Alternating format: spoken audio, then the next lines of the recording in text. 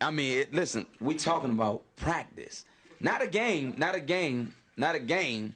We talking about practice.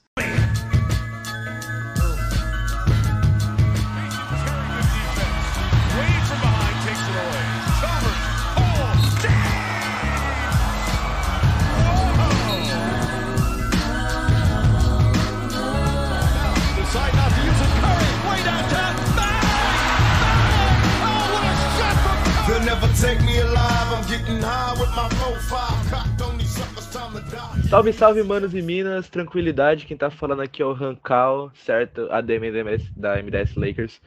E com muito prazer, velho, muita felicidade eu venho anunciar que estamos abrindo o And One Podcast, depois de muito tempo, depois de muito trampo. É um projeto que a gente tá fazendo com muito carinho, com muito cuidado, muito amor, tá sendo envolvido nessa parada. Cara, e antes da gente introduzir o convidado, vocês já viram aí no nome, na thumb e tudo mais, vamos apresentar quem que faz esse podcast com a gente, né? Junto comigo tá o Matheus, simplesmente a maior página do Brooklyn Nets no mundo, que é ADM da Brooklyn Guy. Então, fiquem aí com a voz desse homem maravilhoso aí pra nós. Salve, salve, rapaziada. Aparecendo aqui, vamos começar esse projeto lindo aí que tem tudo pra dar certo. Qualquer apoio que a gente receber de vocês vai ser muito gratificante. E, querendo ou não, isso aqui é pra unir mais a NBTT. É pra chamar o pessoal junto pra cá, igual a gente tá fazendo agora com o Kenderson. Espero que vocês apoiem a gente aí. E é isso, cara. Vamos em frente. Muito bom. E antes, mano, eu gostaria de dar um shout-out to my boy, nosso querido diretorzinho, velho, o Miguel, que ele vai estar aqui acompanhando a gente, vai ler as perguntas conosco. Então, Miguel, se você quiser dar um salve aqui pra gravação, fica à vontade, meu mano. Então, o seu espaço aqui é seu. Primeiramente, eu gostaria de agradecer ao Rankal e ao Matheus pela oportunidade de fazer parte desse projeto, que igual o Matheus falou, é um projeto gigantesco que tem tudo para dar certo. E é isso, vamos em frente. Bom, então, sem mais delongas, vamos apresentar nosso convidado. Ele é simplesmente uma das maiores, se não a maior página do Rockets da América Latina, sabe? Mas ele não se limita ao Rockets. Tudo que se envolve NBA e basquete, ele tá lá dando sua opinião. É uma das vozes mais respeitadas da NBA TT hoje. E, principalmente, ele ressignificou a palavra seguidor. Hoje, não existe mais seguidores na Seawood Brasil. Existe camaradas. Meu amigo, meu parceiro, Kenderson, se apresente para essa rapaziada, meu mano. Como é que você tá, velho? Você tá bem? Muito bem, muito feliz, muito honrado em fazer parte desse projeto. Quero deixar aqui desde já o meu registro de prosperidade nesse trabalho maravilhoso que vocês vêm fazendo, que com certeza vai unir toda a NBA Twitter, que vai unir toda a comunidade de basquete, que vai levar a criação de conteúdo para um outro patamar, para uma outra prateleira. E, claro, assim, extremamente honrado em ser o primeiro participante desse projeto maravilhoso. Para quem não me conhece, eu me chamo Kenderson, sou administrador da página Christian Wood Brasil, ex-Christian Wood Brasil, hoje Camarada Wood, com 25 mil camaradas, como você bem mencionou, que é algo muito, muito importante na minha vida, algo que já se tornou quase que uma família. Muitas pessoas que eu conheci ali dentro daquela comunidade considero como amigos, considero como irmãos, como é o caso de todos que estão aqui presentes e de muitos ouvintes que estão nos ouvindo exatamente agora. Perfeito, meu mano. E a gente com certeza vai puxar um papo muito de boa, tá ligado? Muito bom. Antes de tudo, gostaria muito de agradecer toda a recepção, toda a hospitalidade que a NBTT teve dentro do nosso projeto, tá ligado? Obviamente, eu e o Matheus, a gente segue ramos diferentes na nossa página. O Matheus, ele é do Brooklyn Nets, eu sou do Lakers. Mas, como o Matheus falou, esse é um projeto de união da NBTT. Obviamente, a gente sabe o quão difícil é a gente fazer uma união de uma comunidade. A comunidade já nasceu por si desunida, mas transformar isso aqui em um lugar amistoso, em um lugar pacífico, porque a gente quer o crescimento, não só da comunidade, mas do basquete em geral. Então, estamos acordados? Estamos acordados. É isso. Isso aí, cara. E assim, cara, esse projeto aqui vai ser muito, muito, muito legal. Kenderson tá abrindo a porta pra gente, porque querendo ou não, né, Cara, é muito famoso.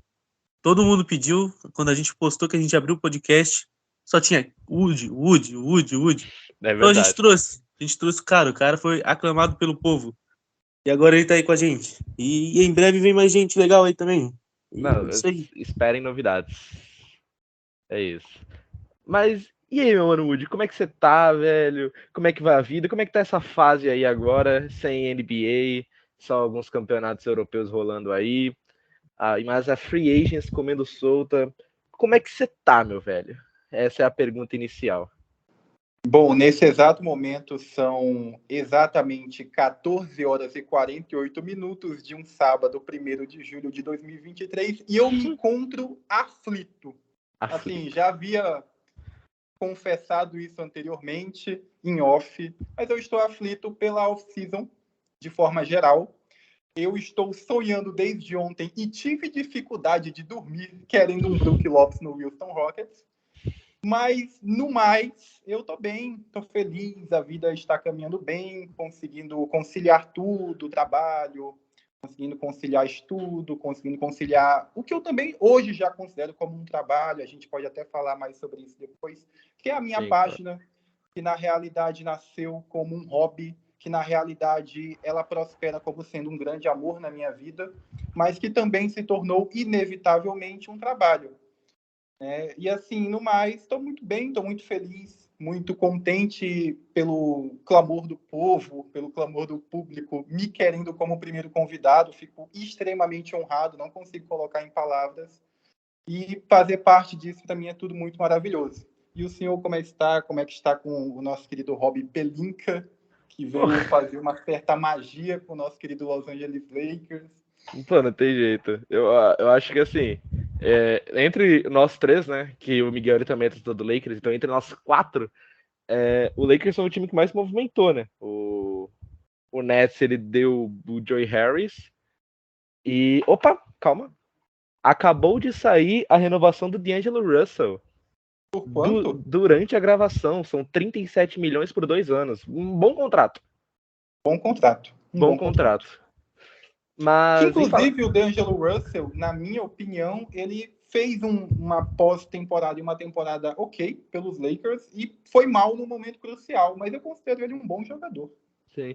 Não, com certeza. E você, Matheus? Que assim, eu tô amando a off-season do Lakers. O Lakers conseguiu o Terrence pela Biannual, conseguiu o Gabe pela MLE, e conseguiu renovar com o Rui, renovar com o D'Lo, vai renovar com o Austin e conseguiu o Cam Reddish num contrato mínimo. Mas, meu mano, Matheus, e o Cam Johnson? Como é que tamo com o Cam Johnson? Pô, cara, essa franquia é inacreditável, né, cara?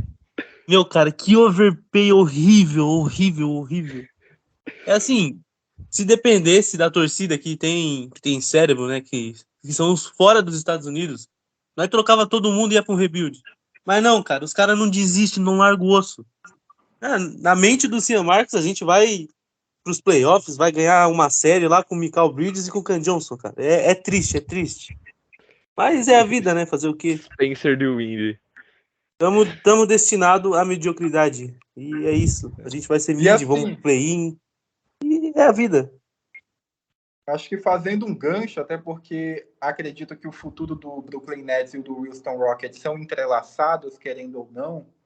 Eu entendo que se o Brooklyn Nets tivesse mostrado, na verdade, demonstrado algum interesse em negociar o Michael Bridges com o Houston Rockets, a franquia teria fechado esse negócio. E teria fechado esse negócio devolvendo as escolhas de draft do Brooklyn Nets, que são muito importantes, que são muito mais valorosas do que escolhas de outros times que vieram via trade. E, com certeza, o Bridges hoje vestiria vermelho, e o Brooklyn Nets estaria num momento ótimo de rebuild, de reconstrução, com uma folha em branco para o futuro. Cara, para mim, assim mesmo, obviamente, ter as nossas picks de volta era o essencial. Mas, por mim, teria feito aquela troca pela pick 3. Curry Henderson no Brooklyn. Tava ótimo, cara. Mesmo que as nossas picks foram pro Rockets, a gente ia ter alguém pro futuro. Agora não, o Cam Johnson tem 27 anos, o Mikal tem 26. Tipo, não faz sentido, cara. E eles não são bons o suficiente. Eles são bons complemento, são co-stars, mas é isso, cara. Não tem o que fazer. A gente tá no limbo. E aceitamos isso aí, já era. O Nets aceitou o limbo, né, cara? Doideira isso, porque depois que o Harden foi negociado pros Sixers, eles ainda tentaram um pouquinho lá com o Ben Simmons, mas o Ben Simmons acabou lesionando as costas, né? De novo, e nunca se mostra disponível, nunca se mostra interessado. E depois da troca do Durant, eu achei que eles iam pegar aquela base ali e iam começar a trocar, sabe? Principalmente depois da final dessa temporada, que o Mikal teve um crescimento de valor mesmo muito grande, sabe? O Mikal Bridges saiu de um role player para um co-star, sabe? Alguns até dizendo que poderia ser All-Star, ou, tipo assim, ele pode ter uma temporada de All-Star, querendo ou não, enfim, isso não entra ao caso agora, mas eu achava que era o momento perfeito pro Nets sair trocando, pelo menos por picks, assim, pô, eles terem recusado aquele pacote do Blazers foi um absurdo. É duro, cara, é duro. E falando sobre esse papo do Ben Simmons, da troca lá atrás, vale a gente lembrar que o Utah Jazz queria trocar o Donovan Mitchell pelo Ben Simmons e a gente recusou. Tipo, não é que a gente recusou, a gente nem chegou, o time nem quis abrir a troca, cara. Queria ficar com o Ben Simmons. O erro já começou ali já, cara. É complicado. Meu mano Kenderson, velho, se a gente for falar das movimentações que o Houston Rockets fez hoje, né, fez durante essa off-season, podemos falar sobre o Fred VanVleet, que assinou um contrato que, ao meu ver, é salgado, mas eu gostaria de ver um torcedor do Houston Rockets desenvolvendo sobre. Camarada, o que é que você achou sobre a ida do Fred VanVleet pro Rockets, o seu preço, o que ele vai conseguir atribuir, que já que o playmaking era algo que estava em frangalhos no Rockets, não tinha um point guard confiável, tinha o Kevin Porter Jr. assim, mas não era um rapaz que conseguia aguentar a barra de um time que está acabando o rebuild. Bom, no meu ponto de vista, acho que a gente tem que fazer algumas separações. O Fred VanVleet, ele é um bom jogador de basquete. Ponto. Qual o principal atributo que o Fred VanVleet vai acrescentar ao Houston Rockets? Ele vai ser o cara que vai trazer 3 coisas: experiência, controle de jogo e liderança. E acho que isso é fundamental. Esse é um segundo ponto. Acredito eu que, em relação ao contrato, ele saiu mais caro do que eu esperava e mais caro do que eu acreditava como sendo o ideal. A princípio, a franquia gostaria de oferecer a ele um contrato de 2 anos em torno dos 40 milhões anuais. Aparentemente, o Toronto Raptors cobriu a proposta e o Houston Rockets teve que cobrir novamente, pelo seguinte motivo: ou o faz ou fica sem. É muito simples. E tendo sido uma exigência do Emil Doca, que é o novo treinador da franquia, eu entendo e gosto. Eu gostei principalmente da incisão do Rockets, da atitude de ter um alvo e buscá-lo a qualquer custo. Isso me pareceu interessante, isso me pareceu um projeto de franquia para o futuro. Esse ponto em si eu adorei. O contrato em si ainda tem uma questão sobre ele. Há de se verificar se o terceiro ano vai ser uma team option. Se não for, aí eu acredito que tenha sido um contrato, digamos, mediano. Se for o caso de ter uma team option no terceiro ano, aí eu acredito que tenha sido uma ótima contratação. Até porque, tendo essa opção, isso significaria necessariamente que o Fred VanVleet não teria mais vínculo com os Rockets a partir do momento da renovação de contrato do Jalen Green. E, de qualquer forma, mesmo se não for o caso, o contrato dele se encerraria a partir da renovação de caras como Jabari Smith Jr., como o próprio Ken Whitmore e como o próprio Amen Thompson. Então, também é um cenário ok. Acho que é interessante porque foi o melhor point guard disponível.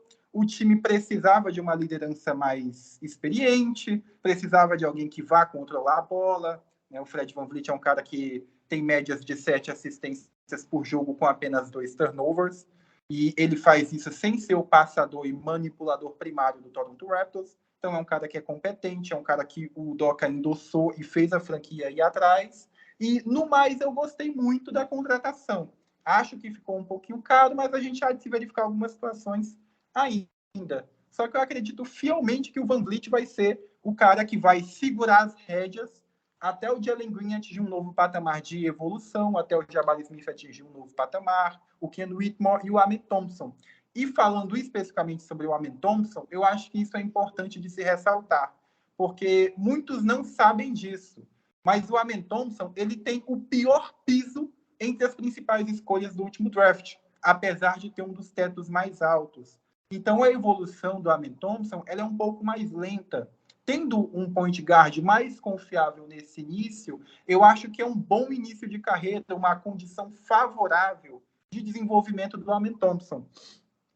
No meu entender, acho que essa é a visão que eu tive sobre essa negociação. Eu tinha visto algo sobre os Thompson Twins, né, sobre os James Thompsons, e eu vi o pessoal realmente comentando isso, que, tipo, a carreira do Armin, ela pode ser muito 8 ou 80, dependendo do jeito que ele for tratado, que ele for lapidado, sabe? Tipo, o que causa algumas dúvidas também, porém, eu acredito que o Udoka e todo o projeto do Rockets agora vai conseguir desenvolver esses garotos. O Jalen Green já tá deixando de ser um cara experiente, tá começando a abrir o espaço agora para voos maiores, né? Eu sou extremamente fã do Jalen, eu acho ele extremamente craque, assim, como pontuador, um físico absurdo, o cara voa praticamente, eu sou muito fã dele, mas é aquilo, vamos esperar para ver como é que o Armin vai se desenvolver e como é que tá o Ken Whitmore, né, cara? Porque, assim, houve uma queda que beira o inexplicável, sabe, dele do draft. Porque em talento, pô, ele tem o quê? 18 anos de idade, ele é um dos melhores talentos que tem que tinha construído, assim, dentro do draft. E ele foi caindo, assim, aí surgiu boatos que era físico, surgiu boatos que era sua timidez, surgiu boatos que era um monte de coisa, mas tu tem alguma noção do que pode ter causado essa queda do Ken Whitmore? Bom, honestamente, eu acredito que tenha sido um pouco de tudo e muito de nada, na realidade. Acredito que tudo isso tenha tido algum tipo de correlação, apesar de que a gente ainda não tem uma resposta oficial quanto a isso. Surgiram muitos boatos. O primeiro deles é que havia uma questão física quanto à cartilagem do joelho, que poderia atrapalhá-lo na parte final da carreira. Alguns reportes dizem sobre parte final da carreira e outros reportes dizem sobre segunda etapa da carreira. E essa segunda etapa da carreira, eu não sei exatamente qual seria o período, né, da carreira do jogador em si que abrangeria essa segunda parte. Eu não sei se a partir do Prime, a partir dos 25 anos, mas eu acredito mais nos reportes que falavam sobre parte final da carreira, até porque o Ken Whitmore, nos treinos pré-draft, ele foi muito bem, assim, principalmente com o Houston Rockets. Eu não vi os reportes dos outros times, mas a avaliação dele no treino com o Houston Rockets foi positiva. Tanto é que a partir do momento em que o Whitmore começou a cair no draft, o Rafael Stone, que é o general manager da franquia, já estava engatilhando trocas, né? E ele foi engatilhando até o ponto em que o Ken Whitmore simplesmente caiu na pick 20, que era a pick do Rockets em si, que inclusive era uma pick referente ao Los Angeles Clippers, que veio ao Rockets gratamente em troca do Eric Gordon, que atuou por 22 partidas na franquia e foi dispensado. Mas, assim, voltando à pontuação do Whitmore, surgiu a questão de uma possível cartilagem no joelho que o atrapalharia na parte final da carreira. Surgiu boatos de que ele tinha uma timidez excessiva durante as entrevistas, e pela forma que eu li e interpretei esse report, era no sentido de que as franquias queriam do Whitmore que ele declarasse coisas do tipo: pretendo ser um dos melhores jogadores de todos os tempos, pretendo ser alguém histórico que vai liderar a franquia ao título, confio muito em mim para um dia ser MVP da NBA. E aparentemente as respostas que eles receberam do Whitmore foram bem tímidas, né? Foram bem sucintas, foram coisas como: sei que a NBA é um grande desafio, vou tentar lidar da melhor forma possível quanto a isso, vou me esforçar ao máximo, coisas nesse sentido. Um outro report falava a respeito de que o próprio treinador da franquia dele, da franquia, no caso, do college, o Villanova, havia falado mal sobre ele em relação a alguns general managers das franquias que tinham as escolhas mais altas. Eu teoricamente, acredito que tenha sido um pouco de tudo isso, talvez.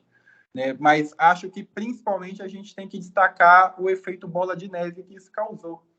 Porque, tradicionalmente, os prospectos eles não treinam e não cedem entrevistas às franquias que têm piques menores do que eles são projetados para sair. Isso é comum. E como as franquias de baixo não conseguiam entender o que estava acontecendo, por medo e por receio foram passando. O Rockets, como tinha informação, como já havia feito as entrevistas e os treinos com o Whitmore, estava bem confiante na escolha. Isso ficou para mim muito evidente na reação que o general manager da franquia, que o treinador tiveram ao selecionar o Whitmore. Inclusive, assim, foi o único vídeo que foi para a mídia social da franquia, que foi o da conversa reservada com o Whitmore. Nem com o Amen Thompson foi, para vocês verem o nível de felicidade que isso causou.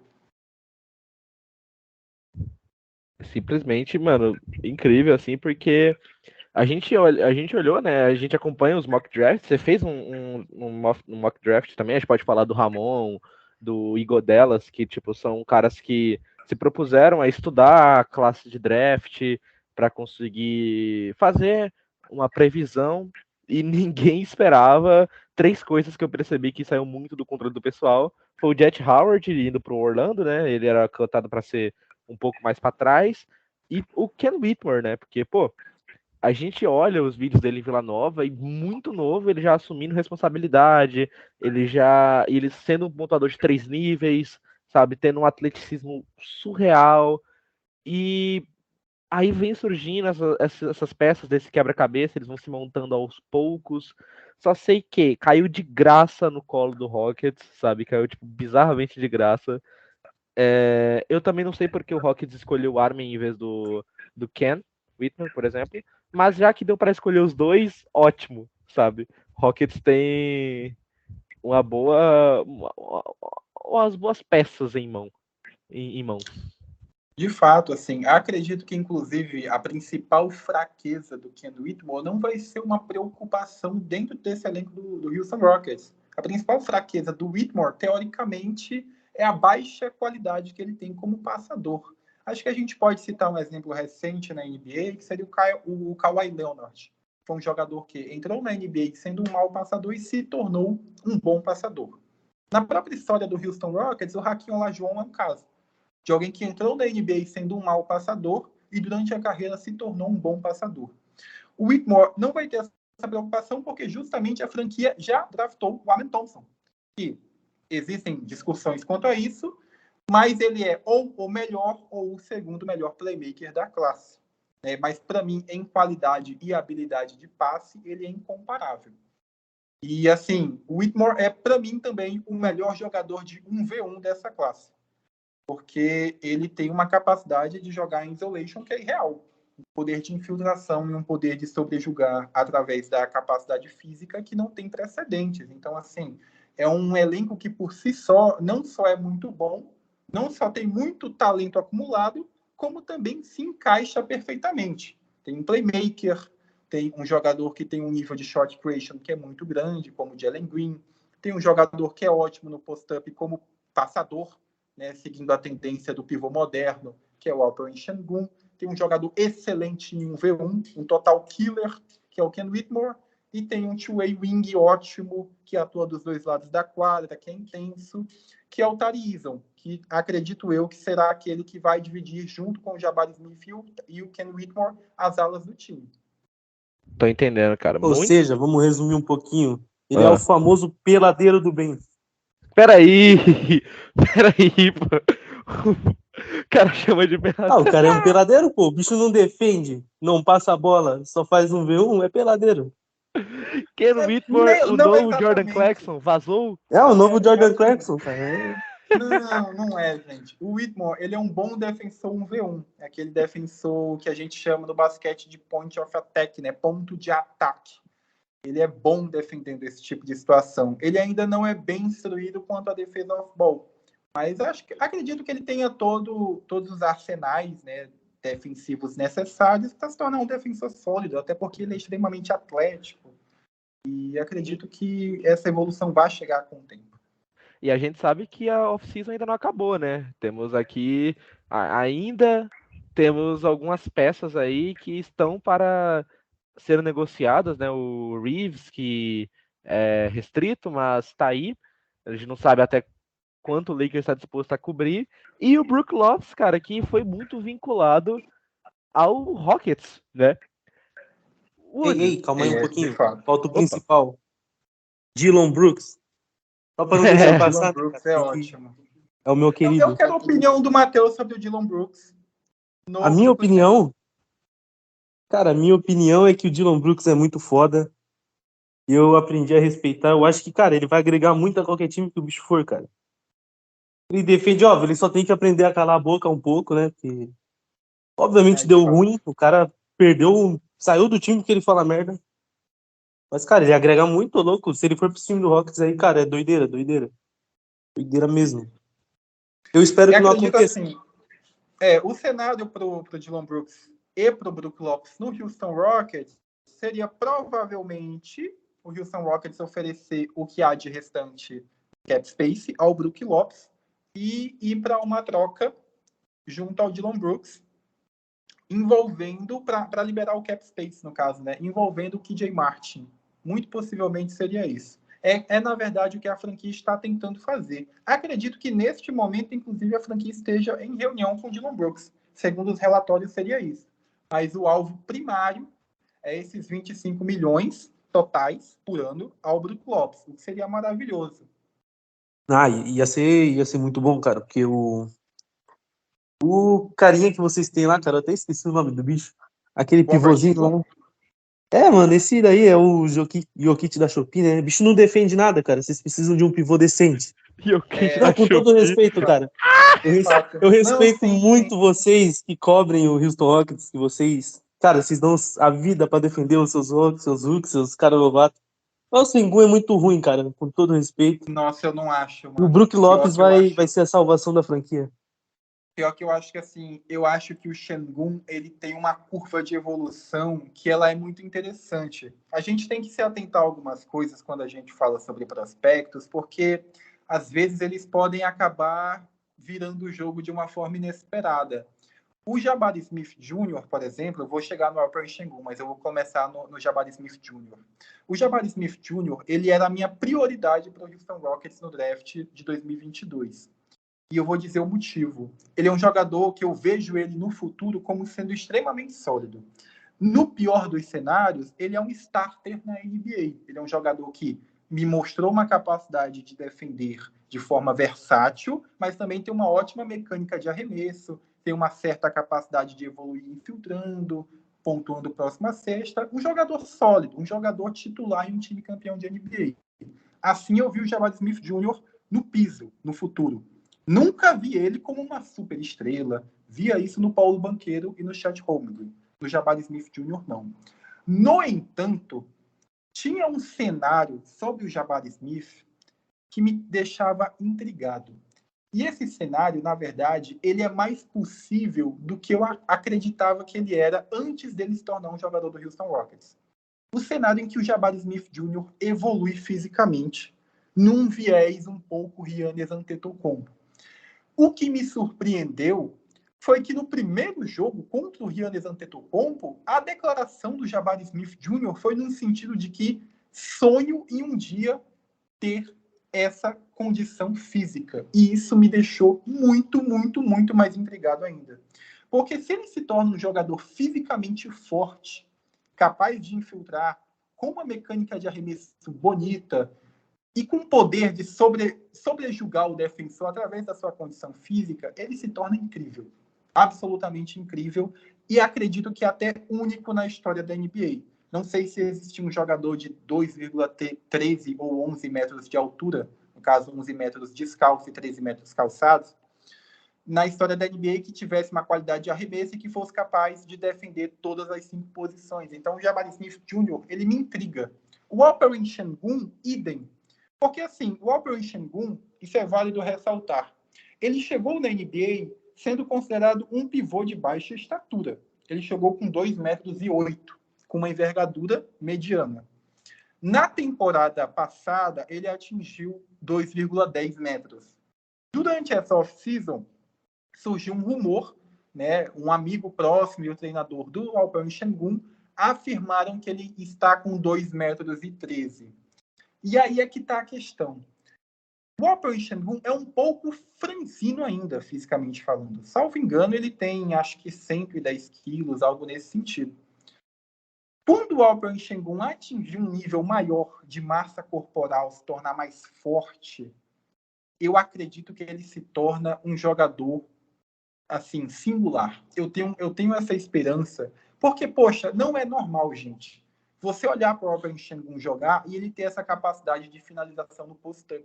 Gente, ele tem 20 anos de idade, ele liderou uma NBA em post-ups acima de Luka Doncic e Nikola Jokic. Isso é loucura, sabe? E, poxa, a criação de arremesso que ele tem, a forma como ele atua no 1v1, teve um jogo assim que ele jogou contra o próprio Nicola Claxton, do Brooklyn Nets, em que ele simplesmente humilhou o Claxton no jogo inteiro. No 1v1 de pivôs, assim, o moleque tem 20 anos de idade, sabe? Ele tendo esse crescimento físico, ele tendo essa maturidade no jogo, eu acho que tem um cenário quanto a ele. Se não for o caso, eu acredito que, assim, ainda será um jogador em que o Houston Rockets vai explorar mercado, sabe? Que o Houston Rockets vai conseguir alguma pique de primeiro round e vai trocar no futuro. Acho que é assim que a gente tem que levar a NBA. Eu vou até já emendar uma segunda discussão. Eu li muito a seguinte questão a respeito do acúmulo de talentos tanto do Houston Rockets quanto do Oklahoma City Thunder, no sentido de que não conseguirão no futuro renovar com todos esses jogadores porque não vai ter espaço salarial. Mas, gente, se vocês analisarem como funciona a mercadologia da NBA, tudo se encaixa e tudo se retroalimenta. A prioridade, tanto para o Rockets quanto para o OKC, é desenvolver esses talentos, porque lá no futuro simplesmente trocam. E aí essas trocas se tornam futuras picks de primeiro round, que futuramente vai fazer o que será a franquia após esse período com esses jogadores desenvolvidos hoje. Sabe? Quando o Jalen Green, quando o Josh Giddey, quando o Chet Holmgren, quando o Jabari Smith Jr. atingirem o auge, eles vão disputar os títulos, eles vão ou não conseguir, e depois esses jogadores que não renovaram com a franquia, vamos supor, o Ken Whitmore não renovou, mas se desenvolveu, o próprio, digamos, Kenzo Wallace desenvolveu, mas não renovou, se tornam picks de primeiro round para o futuro, sabe? Então, é um mercado que se retroalimenta. Ele é feito para funcionar dessa forma. Pô, muito maneiro, pô. Não tem jeito. Tu tem uma noção muito louca assim, não muito louca, mas tu tem uma noção muito coesa e muito lúcida de como funciona, sabe? Sem pôr o imediatismo junto às suas palavras, sabe? Pô, é realmente muito da hora ouvir você falar, digitar, ler o que você digita. Mano, puxando um pouquinho mais pro Twitter, né? Que, tipo, hoje é o seu principal, tipo, sua principal fonte de mídia, né? Você abriu o Instagram, inclusive, não só o nosso querido camarada, mas o Matheus também abriu o Instagram. Eu gostaria que vocês falassem, né? Que eu ainda não tenho meu Instagramzinho da MDS Lakers. Mas hoje o Twitter é a maior fonte de mídia que você tem.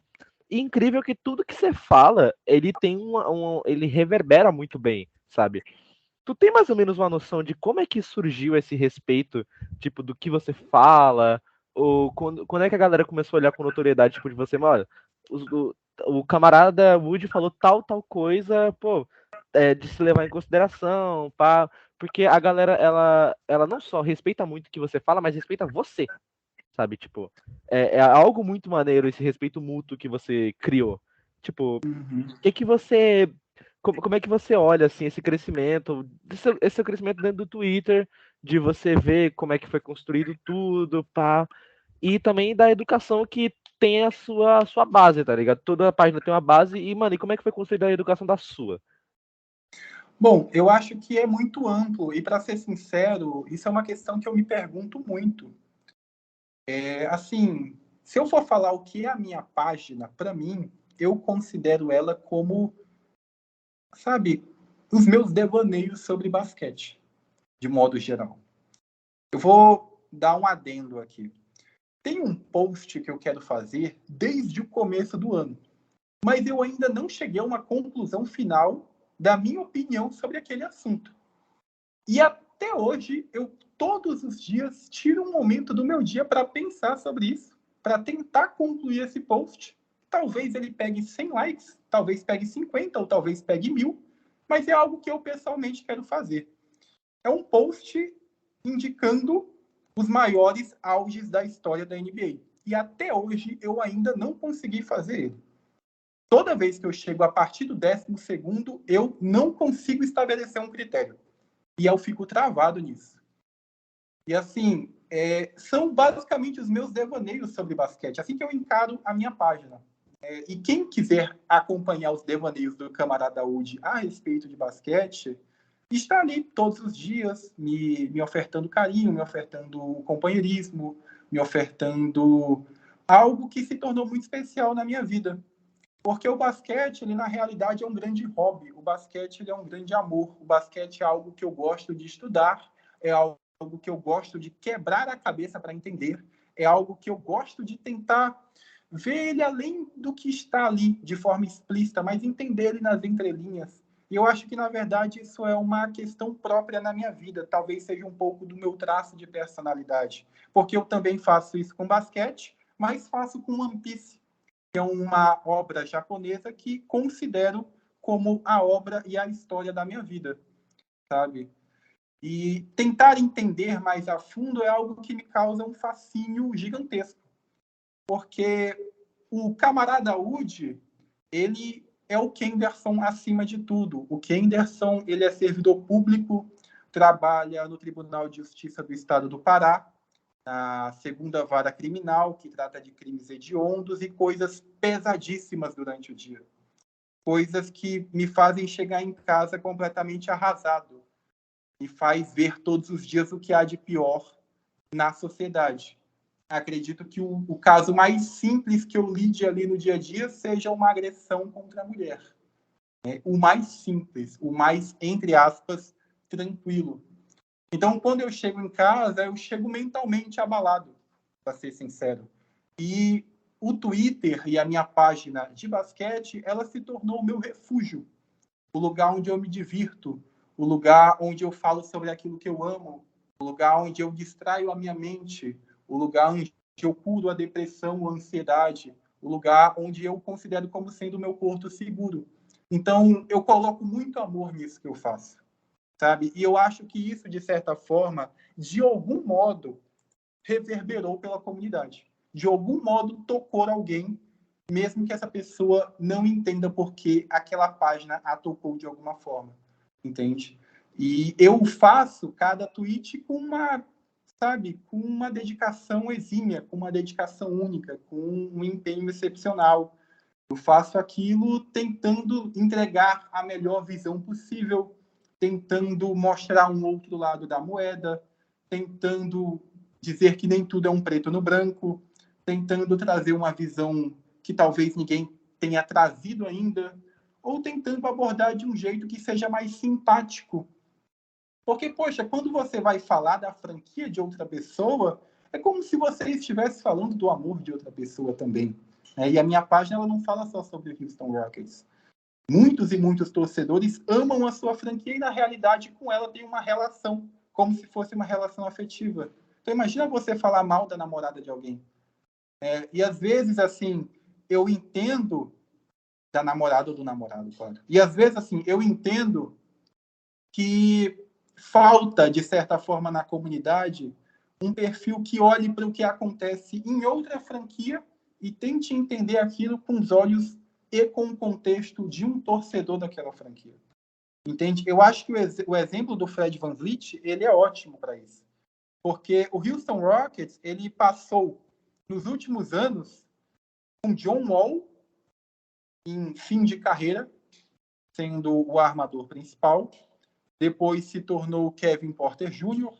E antes disso a gente viveu uma experiência com jogadores como Dejan Nix e outros. Para a gente hoje ter um cara como Fred VanVleet é inacreditável, é único, é assim, gratificante, é espetacular, é estrondoroso, sabe?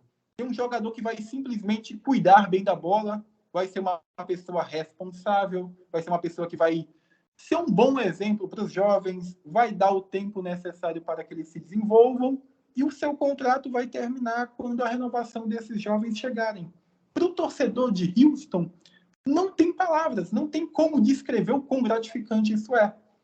Os torcedores de outras franquias, isso inclusive eu cito um tweet que eu fiz ontem, que eu apaguei todos os tweets que eu tinha feito porque eu simplesmente não estava me divertindo ali.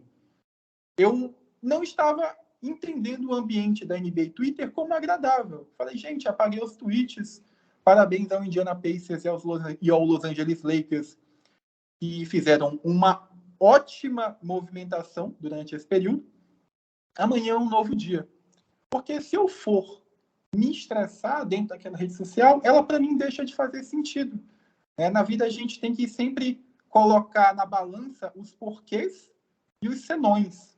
Os motivos de fazermos algo e as contraversões que isso trazem, colocar na balança e verificar se vale a pena.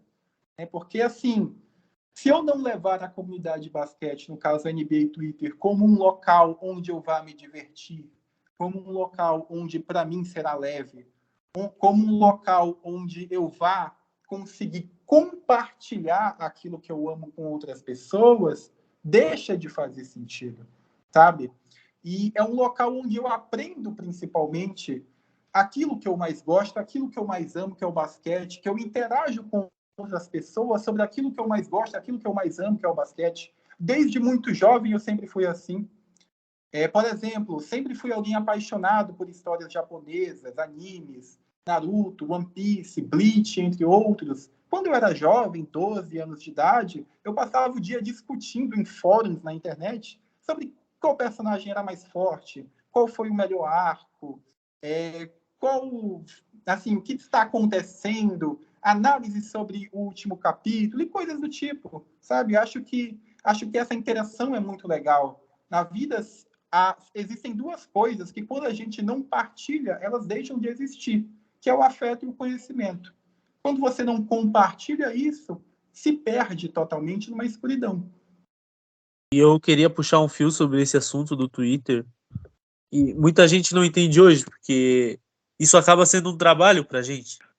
Mesmo que seja um trabalho fácil, um trabalho que a gente faz na internet, que não é nada de complicado, a gente tem que buscar se divertir, cara. Se a gente não gosta do que a gente tá fazendo, não vai dar certo. O meu perfil é completamente diferente do seu. Tudo que tu faz, eu faço o contrário. Eu não sou a pessoa que busca se dar bem com as outras torcidas. É o meu perfil. Eu sou o corneteiro, eu sou o provocador. E assim, cara, eu me divirto assim. Eu acho que no fim, o importante é, como tu disse ali, a gente tem que se divertir. A gente tá nesse espaço para se divertir e para divertir os outros. Cada um da sua forma, cada um do seu jeito. Mas o objetivo é esse. Muitas pessoas não entendem isso hoje em dia, né?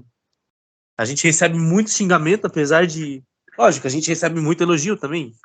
Tu abre a sua DM ali, é bastante gente dando apoio, mas sempre tem uns 3 ou 4 que estão lá pra pegar no teu pé. Mas, no fim, tudo isso vale a pena, cara. Se tu se divertir, se tu fazer o que tu gosta, tem que continuar. Por isso que teu perfil tá tendo muito sucesso. Vai crescer mais ainda. Agora com... Houston Rockets tá voltando, né, cara? A gente pode falar isso. A franquia não tava mais na NBA. Agora que tá voltando. E tá voltando contigo no auge, cara. Então, vai crescer muito mais ainda. Vai trazer muita coisa boa pra comunidade. E o futuro é grande, Pô, não tem jeito. E isso que o Matheus falou, ele até agrega de um debate que teve antes na NBTT, tá ligado? Da rapaziada reclamando que seus conteúdos não engajam, enquanto fotos de outras pessoas engajam, tá ligado? Mano, essa é a fita, e o Matheus, ele passou uma dica muito valiosa no perfil dele. Eu gostaria de replicar aqui no podcast, porque eu acho que fitas como essa, ideias como essa, tem que ser replicadas para todo mundo, que vocês têm que fazer isso por amor, tá ligado? Por felicidade, por alegria, porque porque isso, mano, querendo ou não, para muito de nós, sabe? E eu digo para os perfis menores, isso não é remunerado, sabe? Isso, querendo ou não, hoje muitas pessoas transformaram isso em trabalho. E eu admiro muito essas pessoas que conseguem tirar uma renda junto com basquete, porque quando eu tava trocando uma ideia com o Matheus, quando a gente tava pensando em criar o End One Podcast, ele falou uma frase, mano, que me tocou, que é basicamente: eu não sei se eu vou querer viver de basquete na minha vida, mas eu quero pelo menos tentar, tá ligado? E eu achei essa frase incrível. Mas a dica que ele me passou e que eu achei, mano, de muito valor é isso. Mano, faça isso porque você gosta, faça isso por amor, faça isso não. Obviamente, você ter o retorno de uma thread. Pô, eu escrevi uma thread sobre saúde mental, pegou 5.000 likes. Eu não vou mentir que eu fiquei muito feliz com o rendimento dela, tá ligado? Mas eu fiz, mano, porque eu vi que aquele assunto era necessário, sabe? E para vocês chegarem no ponto que vocês estão, pô, o Matheus é a maior página do Brooklyn Nets hoje no mundo, o Seawood, ele é provavelmente a página mais respeitada que hoje tem na NBATT, tanto que, tipo, o carinho que vocês receberam do Instagram foi muito grande por conta disso, foi porque vocês começaram também, mano, buscando essa parada de reciprocidade, de carinho, de energia, de amor, tá ligado? Porque os resultados, os frutos monetários, de números, eles vêm depois, sabe? Quando você bate seu primeiro 10.000 likes, quando você bate o primeiro hit seu, é muito gratificante, mas é só uma tradução de toda a energia que você colocou, entende? Hoje minha página tá com 5.000 seguidores, tá beirando 5.000 seguidores. O do Matheus tá com quase 70, meu, o de bateu 70. O do Seawood bateu 20, foi 23 mil, não foi, Kenderson? Bateu recentemente? Atualmente está com 24.600. Então, mano, olha que fita maneira, tá ligado?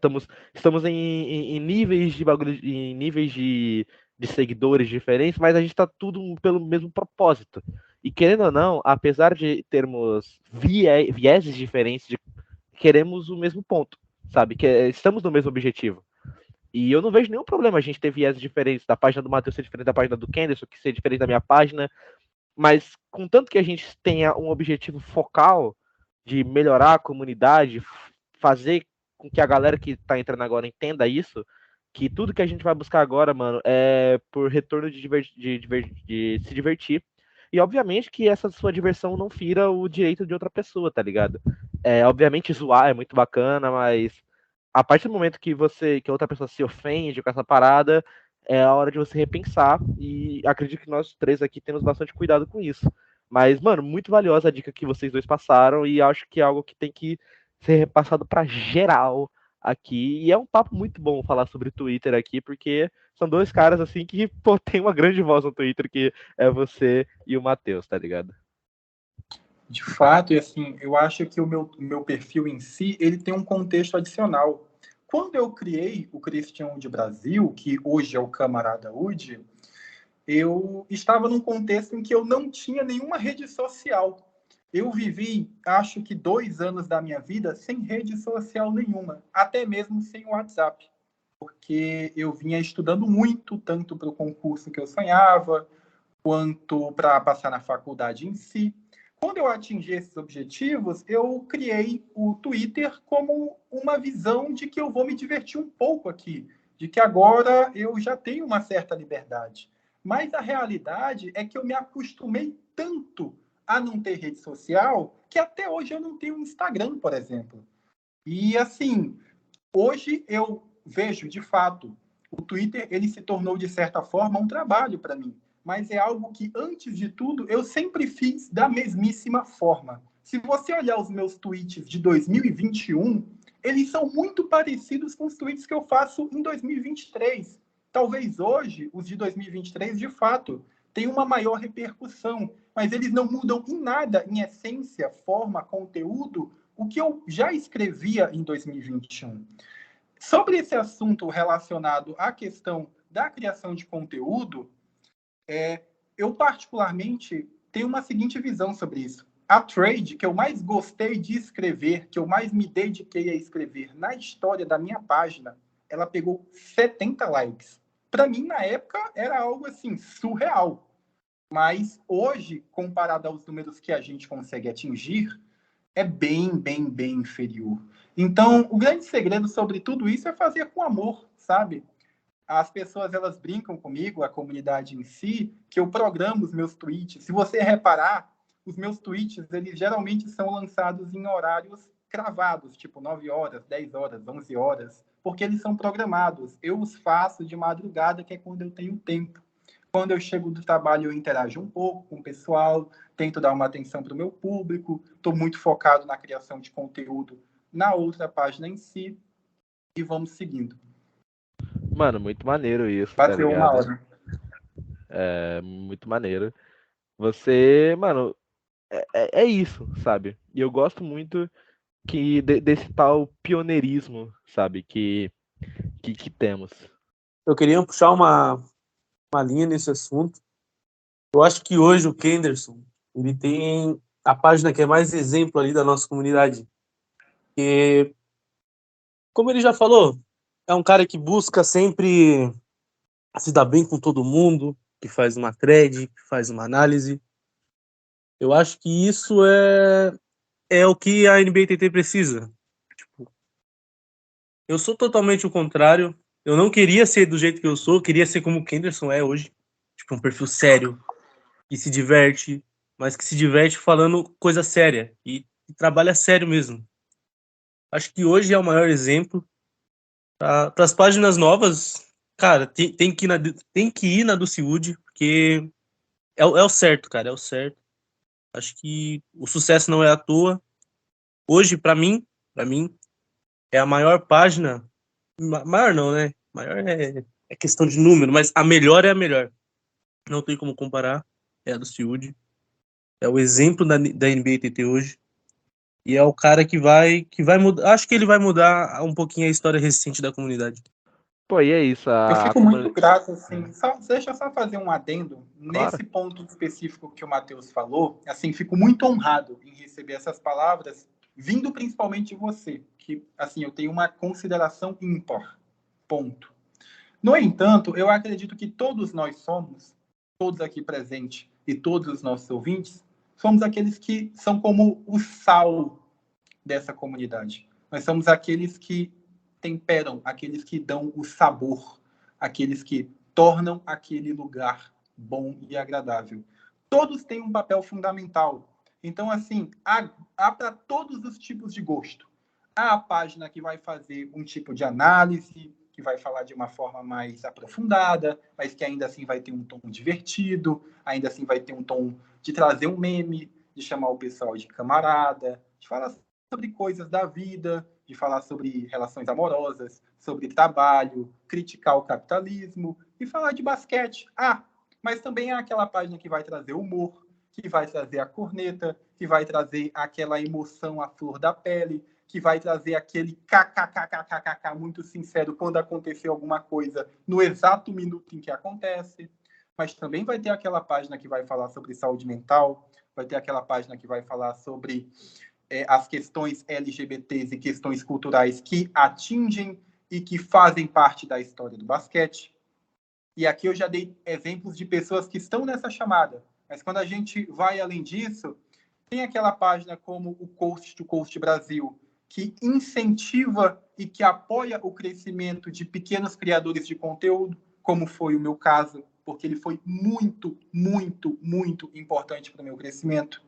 Existe aquela página que vai falar de um jeito mais simples, que vai trazer coisas que são mais minúsculas, mas que fazem parte do dia a dia, que tocam, como um NBA do povo. Vai ter aquela página que vai trazer as coisas de uma forma humorística, mas assim, ainda assim com opiniões de basquete de forma bem embasada, abrangendo sobre todos os times, como um NBA da BED. Então, assim, eu estendo a toda a comunidade o meu carinho e o meu apreço. Eu acho que só é comunidade porque é o conjunto de todas essas coisas.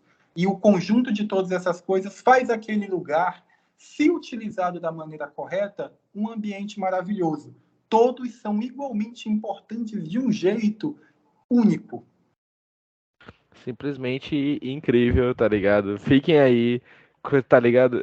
Uma frase que minha família diz muito é que conselhos como esse, que agregam e, sabe, aumentam você, devem ser levados como um mantra, e eu acho simplesmente incrível.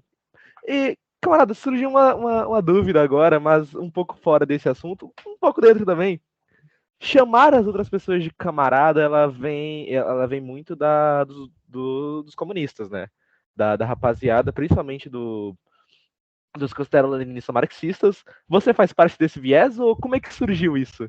Eu realmente fiquei curioso. Na realidade, assim, eu me considero uma pessoa de esquerda. Me considero uma pessoa que acredita na democracia, que acredita em políticas públicas, que acredita no social.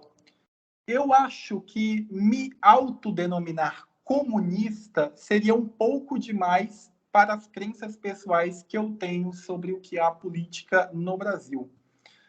Eu não me considero, mas, assim, os meus próprios seguidores, quando eu abordei esse assunto com eles, explicando qual era o meu viés, a forma que eu enxergava o mundo, qual era a minha perspectiva política, eles falavam: você não é comunista ainda. Eu tenho muitos seguidores que são, inclusive. Você não é ainda. Isso se tornou uma diversão entre nós. Mas, assim, a realidade é que essa questão de camaradaúde, ela surgiu numa época em que eu estava meio revoltado e eu tinha uma mania de ficar discutindo, assim, sabe? Meio que um pouco no meme. Algumas questões políticas em alguns outros lugares no Twitter, não postando na minha página em si, mas em outros posts de outras pessoas. Aí o pessoal ia lá e comentava: dê as ordens, camarada, tipo assim, nesse sentido, sabe? Mandava um gif daquele cachorrinho comunista, esse tanto de coisa. E acabei abraçando isso como identidade visual, porque traz um tom humorístico legal, né? De certa forma, um pouco do que eu acredito como meu viés político, e os meus seguidores em si, eles ensejam isso, né? Eles alimentam isso, colocam essa lenha na fogueira. Então, meio que se tornou uma piada interna nossa, uma brincadeira interna nossa. Muitos dos meus seguidores, inclusive, dizem que eu sou uma comunidade à parte no Twitter, que eu sou a comunidade camaradaúde, que a gente tem o nosso jeito ali de tratar as coisas, de interagir, de conversar, a gente tem as nossas próprias piadas internas, a gente se entende ali naquele ambiente. Então é uma coisa muito agradável.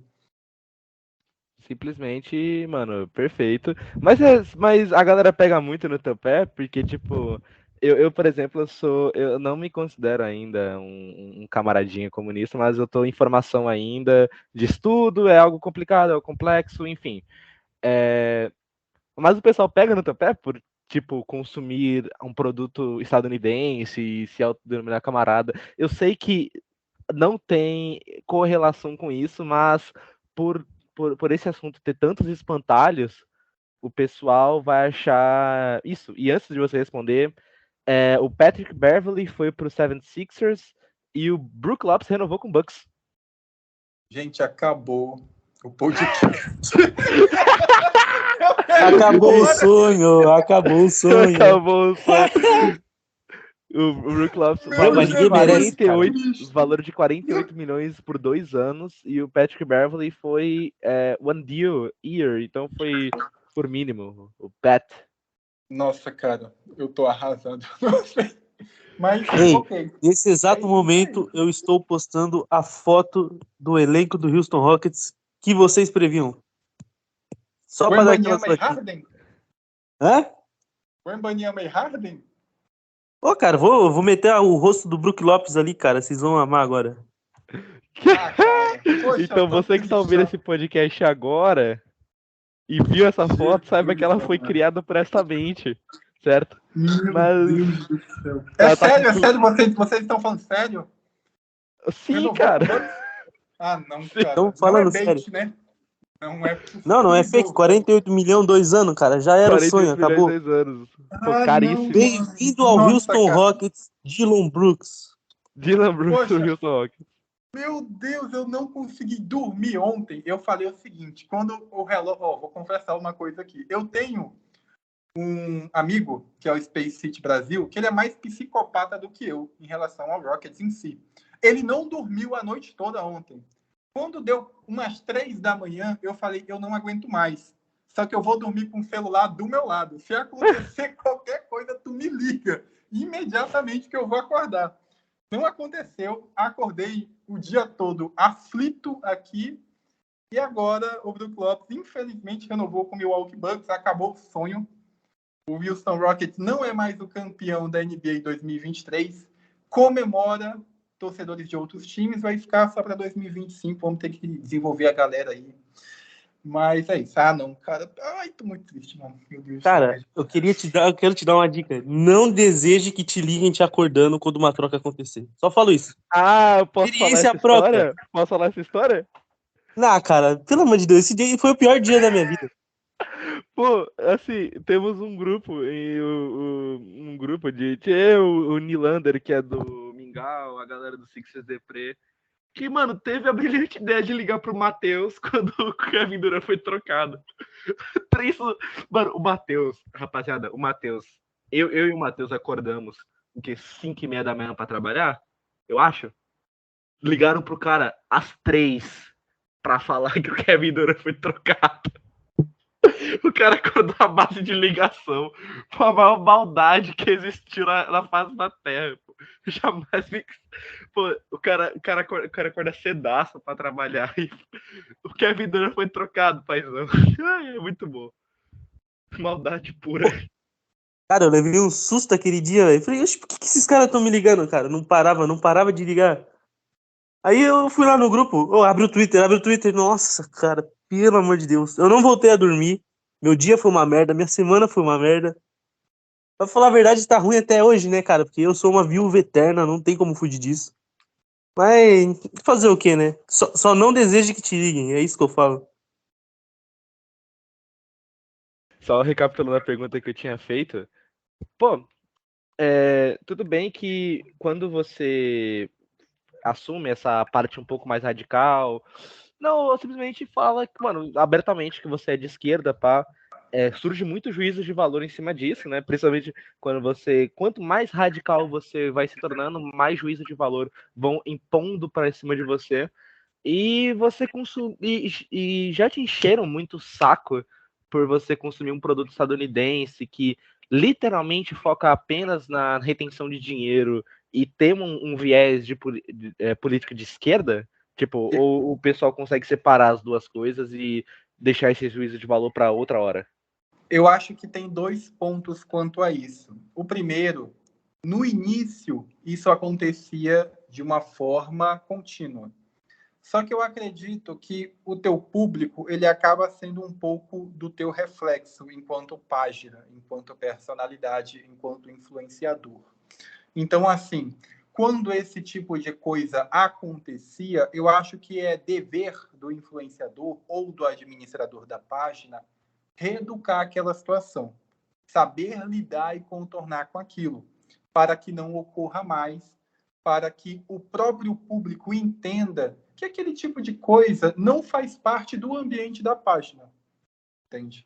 Então, assim, no início, isso já aconteceu bastante, mas conforme eu fui contornando essa situação, o meu público me respeitou em relação a isso, aqueles que apoiam esse tipo de viés político, eles, de fato, não se importaram e nunca se importaram, e aqueles que têm uma visão contrária, eles entendem, respeitam, mas não concordam. Eu acho que eu consegui, de uma forma até bem categórica, chegar nesse tipo de ponto da coisa em si. Por outro lado, eu acho que a forma como eu abordo o tema, ela é um pouco leve.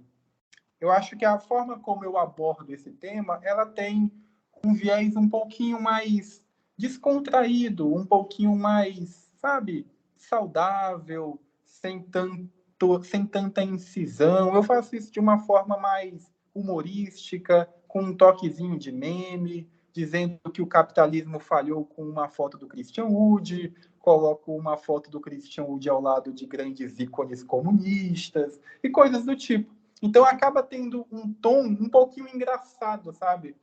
Se torna algo leve. Eu acho que esse foi o segredo das coisas. Acabou sendo feito de uma forma equilibrada e também categórica. E acredito que eu tenha chegado num resultado final que foi bem satisfatório.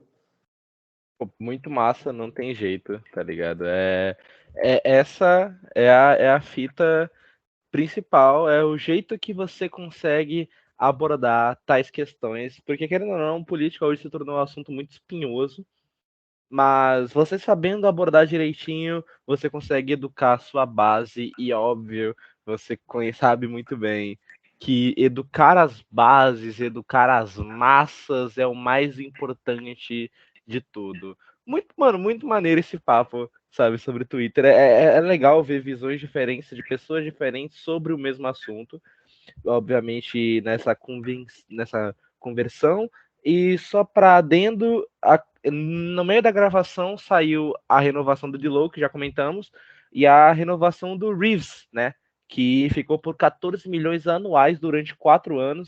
O maior medo do Lakers era que alguém desse muito mais dinheiro do que ele realmente é pro Lakers cobrir.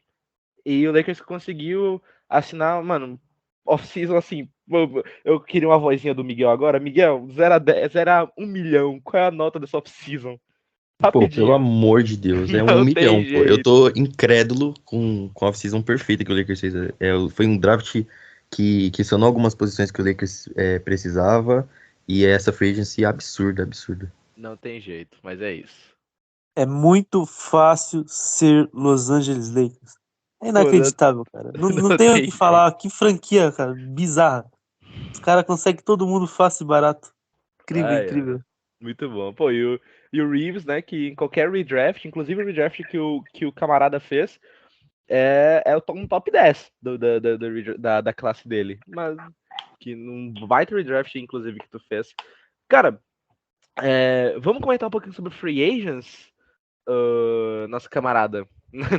Vamos evitar Bucks e Rockets, mas eu gostaria que você comentasse um pouquinho sobre a free agency de uns times aí que vão aparecer um pouco mais chamativos durante essa temporada, né? Eu gostaria que tu comentasse um pouco do Pacers, do Mavs, do Suns, que saiu assinando com todo mundo pelo mínimo, Timberwolves que renovou com algumas pessoas. Cara, qual é o seu parâmetro dessa free agents? Quem tu acha que ganhou? Quem tu acha que perdeu? Camarada, o que é que você achou dessa free agents em si? Bom, eu acredito que aconteceram muitas coisas que são verdadeiramente interessantes. Acredito que o grande vencedor da Free Agents, isso ninguém há de discordar, se chama Los Angeles Lakers. Weisen, Hashimura, Prince, Ken Reddish e agora a renovação do Austin Rivers, além de ter feito um draft incrível. Então, assim, esse período de off-season, o Los Angeles Lakers, ele fez uma verdadeira palestra. Por outro lado, eu acho que aconteceram algumas coisas que são verdadeiramente interessantes. Quando a gente junta o conjunto da obra, acho que o Dallas Mavericks foi muito bem com a renovação do Kyrie Irving, com a adição do Seth Curry. Fizeram um draft onde eles escolheram um pivô, né, o Lively, que, assim, talvez não seja o melhor dos mundos, mas faz certo sentido, tem certo encaixe com a franquia. O Denver Nuggets fez coisas pontuais, eu esperava um pouquinho mais, acho que eles ainda vão se movimentar, mas o time por si só já é muito completo. O Phoenix Suns, nossa, o Phoenix Suns é uma coisa tão complicada o que aconteceu com essa franquia, e para falar a verdade, eu deixo já clara aqui a minha discordância. Eu acredito que o caminho do sucesso na NBA, ela se faz através de uma reconstrução.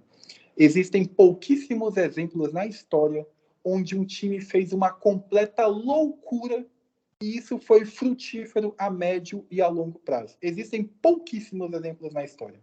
Quando a gente pega as duas maiores dinastias na história da NBA, elas tiveram como pilares jogadores draftados pela própria franquia, que foram o Chicago Bulls, que selecionou o Michael Jordan em 1984, e o Golden State Warriors, que selecionou o Stephen Curry em 2009. Posteriormente vieram Klay Thompson, vieram Draymond Green, que formaram aquela base. Mas, assim, existem pouquíssimos exemplos na história em que um time fez uma loucura e isso foi frutífero, sabe? Quando a gente até mesmo averigua quais foram os últimos campeões da NBA, a gente tem jogadores que foram draftados pela franquia obtendo sucesso. Nikola Jokic é o atual campeão e ele foi desenvolvido pelo Denver Nuggets ao longo dos anos até se tornar o jogador que é hoje para a própria franquia. E a própria franquia, durante o decorrer dos anos, montou um time para o Nikola Jokic. O mesmo aconteceu com Giannis Antetokounmpo. O mesmo aconteceu com Stephen Curry. E aqui a gente está falando dos últimos 3 campeões da NBA. Né? Mas, além disso, se a gente for pegar uma exceção nos últimos anos e verificar o que foi o título do Toronto Raptors, que foi, digamos, uma decisão de fazer uma competição de um ano só com uma superestrela, arriscar tudo aquilo naquele ano, mas ainda assim não foi uma decisão irresponsável e ainda assim, anteriormente à chegada do Kawhi Leonard, já era um time montado e bem estruturado, que na deadline ainda adicionou Marc Gasol, que foi a cereja no topo do bolo. Né? Então, assim, a gente precisa concordar sobre a seguinte questão. Um time na NBA, para obter sucesso, ele precisa ser construído. Esse sucesso precisa ser construído. Ponto. O Phoenix Suns, ele fez uma loucura completa, absoluta, inacreditável, inexplicável, impossível de ser entendida. Comprometeu completamente o espaço salarial da franquia, está repleto de multas, não tem flexibilidade nenhuma, não tem flexibilidade tanto em salários quanto em escolhas futuras, fez um time que falta profundidade, às vezes falta um pouco de encaixe, e assim, qualquer resultado para o Phoenix Suns em 2023-24 que não for um título de NBA, isso automaticamente já significa que a franquia fracassou completamente. Tanto agora, no curto prazo, quanto no médio prazo, quanto, obviamente, no longo prazo. Essa é a ponderação inicial que eu tenho sobre o Phoenix Suns. Os outros times fizeram alguns movimentos interessantes. O Golden State Warriors garantiu a permanência do Draymond Green, que é um pilar da franquia. Acho que o Golden State Warriors é um time bem estruturado, que ainda tem capacidade de lutar pelo título, tem uma base sólida, né? E assim, a gente nunca pode subestimar o que é o Golden State Warriors, o que é a cultura, o que é a experiência e a característica de basquete que eles construíram. O Orlando Magic fez um movimento curioso pelo Ingles. Acho que é um jogador que pode acrescentar um pouco de experiência, acrescentar um pouco de qualidade de basquete. Nessa franquia, achei interessante. O Indiana Pacers fez algo muito, muito, muito legal com o Haliburton. Garantiu seu franchise player, futura superestrela da NBA, pelos próximos anos. Além disso, adicionou também o Bruce Brown, que é um dos melhores role players da NBA. O próprio Matheus diz isso aos 4 ventos durante toda a temporada. Acho que outros times fizeram alguns movimentos legais. Assim, acho que um que eu discordei pessoalmente, achei a renovação do Bane um pouquinho cara. Um pouquinho não, acho que muito cara. Acho que muito cara. Vocês viram, né, como é que foi essa renovação do Desmond Bane? O maior salário do Memphis Grizzlies atualmente, eles têm o Jamoran. É muito louco isso, né, cara? Eu achei que foi um pouquinho fora da curva. E aí já não me agradou tanto. Mas, assim, quais foram as ponderações que vocês tiveram? O que vocês acharam dessas movimentações de forma geral? Ainda não tenho uma opinião, confesso, sobre a Jerami Grant. Atualmente ela é negativa, mas eu ainda não formei ela, então acho que eu não vou proferir. Bom, eu não posso falar muita coisa do Lakers, né, cara? Depois que o Lakers troca basicamente todo o seu core campeão pelo Westbrook, porque assim, o Nets ele meio que gerou uma tendência que durou, que foi a curto prazo, mas gerou que essa tendência de criar-se trios, sabe? O Lakers viu o resultado que o trio Harden, Irving e Durant estavam dando, tá ligado? Tipo, os caras estavam comendo a bola, o Harden tava na melhor fase pós-Houston, assim, destruindo, o Durant tava sendo Durant, o Irving tava na melhor fase da carreira, conseguiu participar do 50, 40, 90, e o Lakers foi na onda de tentar conseguir uma terceira estrela, pegou um cara que tava em momentos oscilantes, mas, querendo ou não, vinha de uma temporada histórica que era o Westbrook. Se desfez todo o seu core de campeão, e aí o Lakers passa 2 anos em um limbo meio complicado, sabe? O Westbrook sai, eles conseguem o D'Lo, o Beasley e o Vando, O Beasley acabou saindo, né? E essa é a primeira off-season que eu vejo que o Lakers conseguiu trabalhar o que necessitava, sabe? O Lakers sai o Dennis Schroeder e entra o Gabe Vincent, que, ao meu ver, é um upgrade, um upgrade bem grandinho, assim. Consegue alas, que é algo que o Lakers estava necessitando. O Taurean Prince pela Biannual, que foi um acerto para mim. Entre ele e o Yuta Watanabe, para mim o Taurean é bem melhor. O Rui renovou com o Rui, que teve um playoff sensacional. E o Reddish, pelo contrato mínimo, que, pô, pelo mínimo não me desagrada. Em troca do Troy Brown, e para mim eu prefiro o Reddish. O Lakers assinou com 3 alas que tem um arremesso, que conseguem criar seu arremesso, que sabem jogar no catch and shoot, sabem jogar sem a bola e com a bola, tirando o Taurean Prince, obviamente. Já supriu uma das necessidades. O Gabe Vincent no lugar do Dennis Schroeder, você adiciona mais qualidade com a segunda unidade ali. O Dennis Schroeder, apesar de ser um bom point guard, o Gabe Vincent tem uma maior qualidade de manipulação de bola. Assina com o Jackson Reyes, que é um maluco que não me agrada, mas é um pivô pelo mínimo, então tanto faz. E renova com o Reeves e com o D'Lo, né? Por preços baratos, sabe? Meu medo era que o contrato do D'Lo passasse de 25 milhões, de 20 milhões. Meu medo era que o contrato do Reeves passasse dos 20 milhões. Acabou que nenhum dos dois passaram. O do D'Lo ficou com 18 e o do Austin ficou 14. O Lakers reforçou praticamente todas as alas que precisava. Eu realmente só me incomodo com essa função de pivô, mas enquanto eu tiver Anthony Davis eu não preciso me preocupar muito. E, pô, sem palavras, foi a melhor season que eu vi do Los Angeles Lakers na era LeBron, que a gente pode chamar assim. E você, Matheus, o que tu achou? Cara, pensando no lado do Brooklyn Nets, a nossa situação é uma das mais complicadas da NBA, porque hoje a gente não é contender, não tá reconstruindo, não estamos fazendo nada.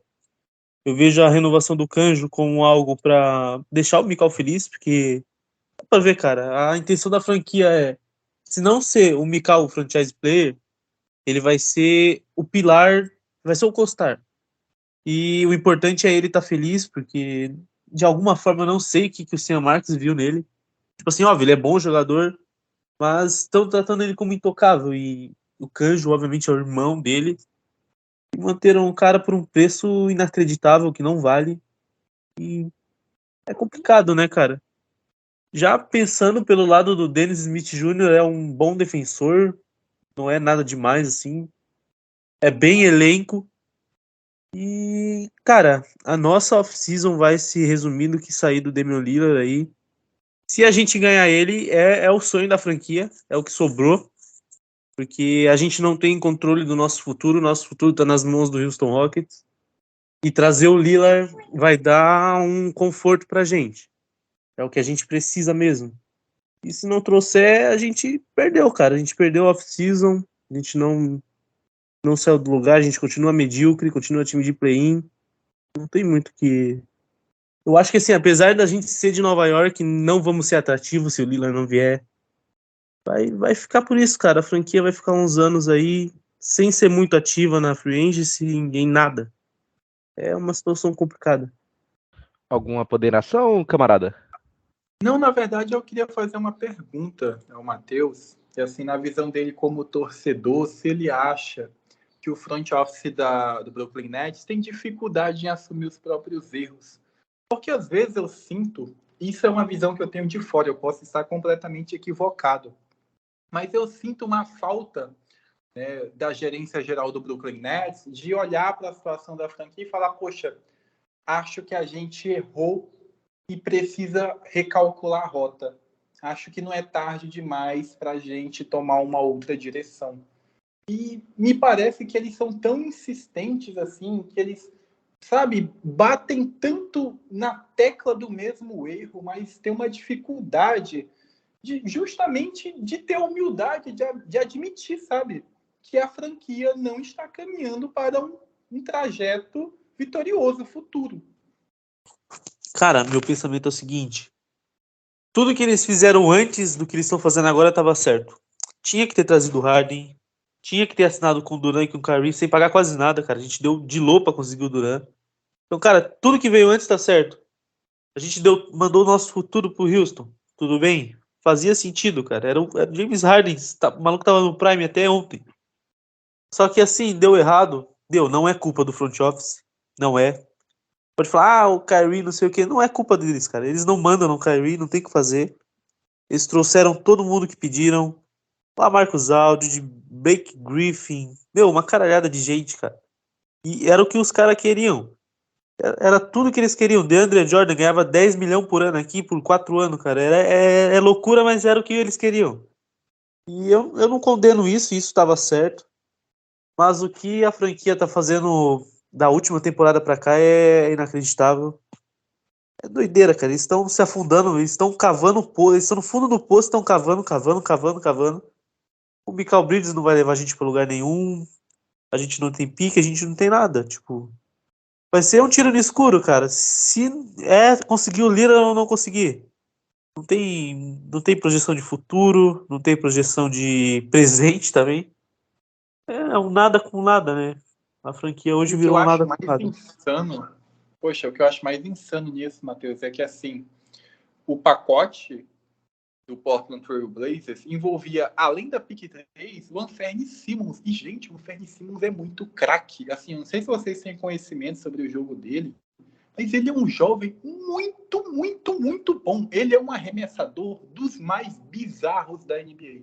Eu não sei como ficou a numeração final dele na temporada, mas assim, até onde a minha memória vai do que eu pesquiso durante a temporada, o Anthony Simons é o segundo melhor arremessador entre os jogadores abaixo de 24 anos na NBA em si. Ele é uma loucura. O Anthony Simons, eu tô aqui com os dados aqui pra te ajudar, camarada.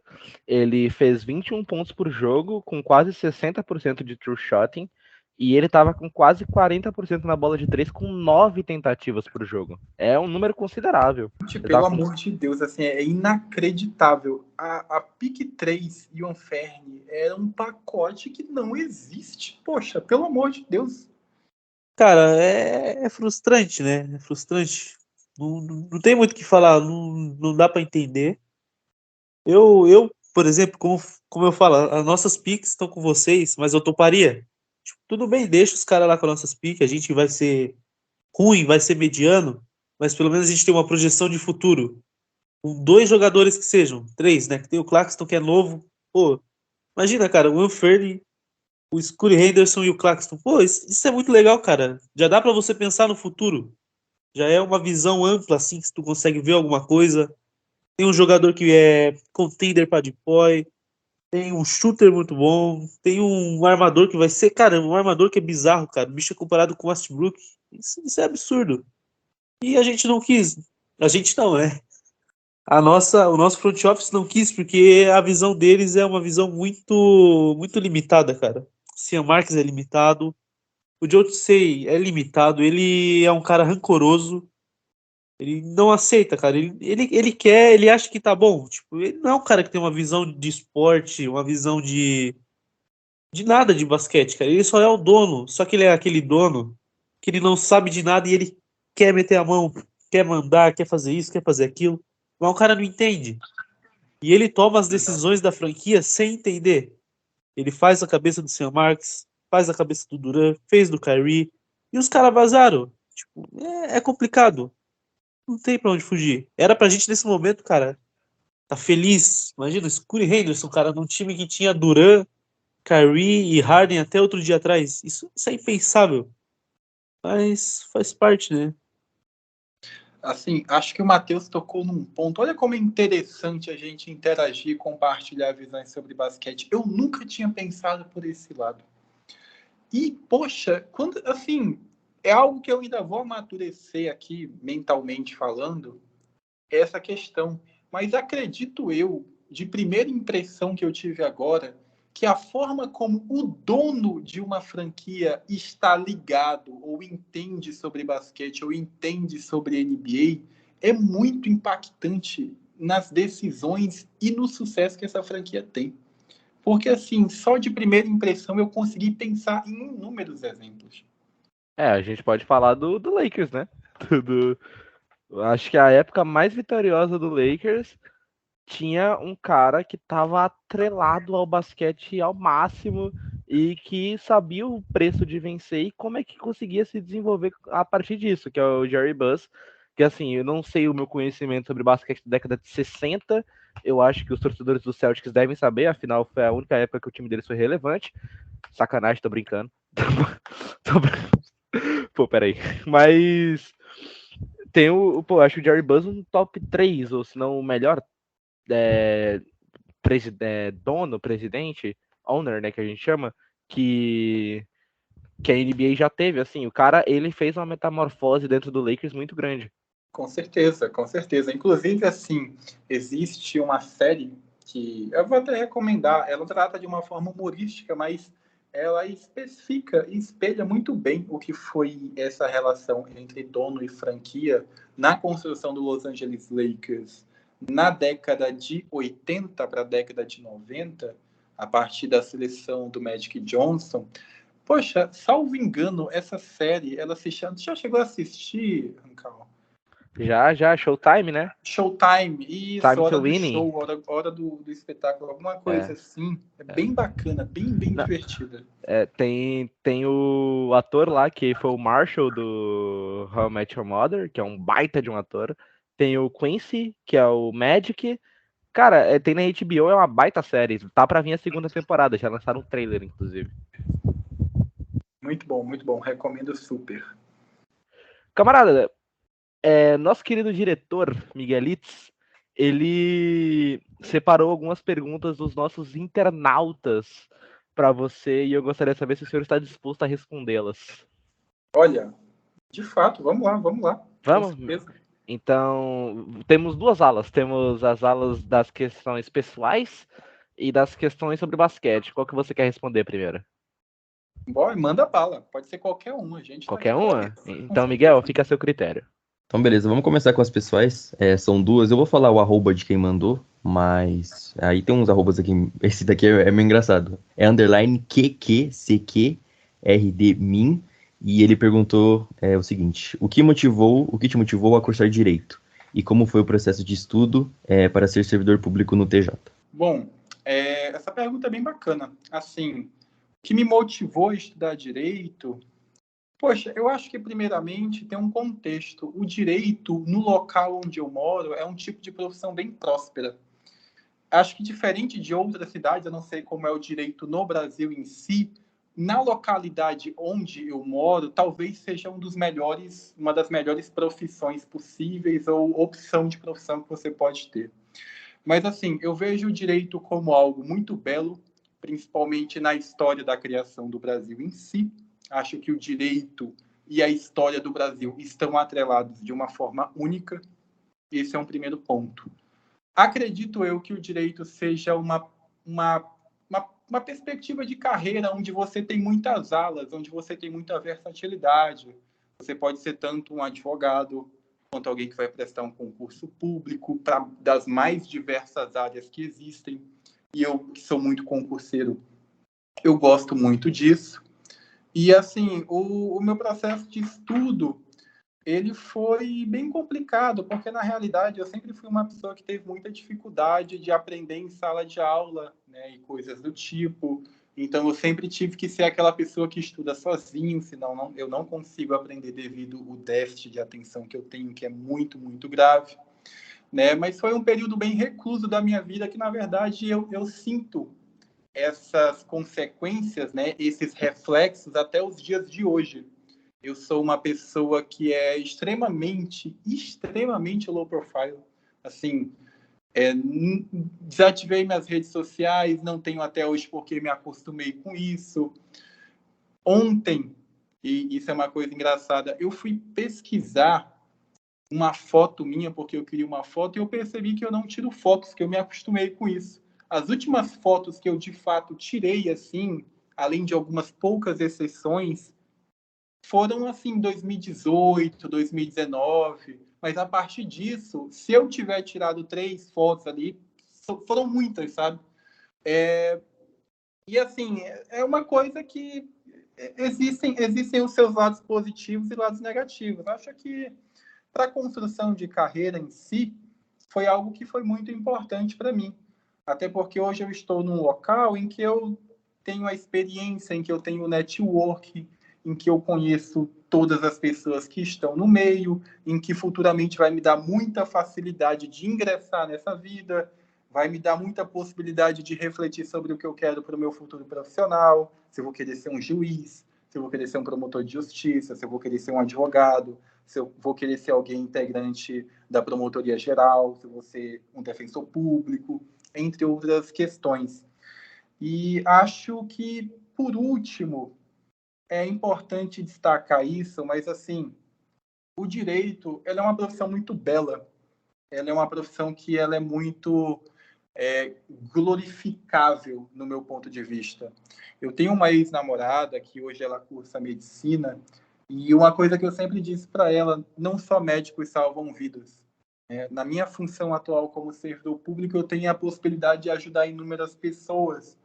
Mas, além disso, se você hoje, no Retrato de Brasil a qual falamos, se você é alguém que, digamos assim, se chama João, trabalha como taxista e teve o seu carro danificado por alguém, precisa entrar com isso na justiça, ou você precisa de uma solução de divórcio para o seu casamento, ou coisas do tipo, se você liga na Defensoria Pública da União, agendam para você, digamos, ter uma conversa com o defensor público daqui a 6 meses, sabe?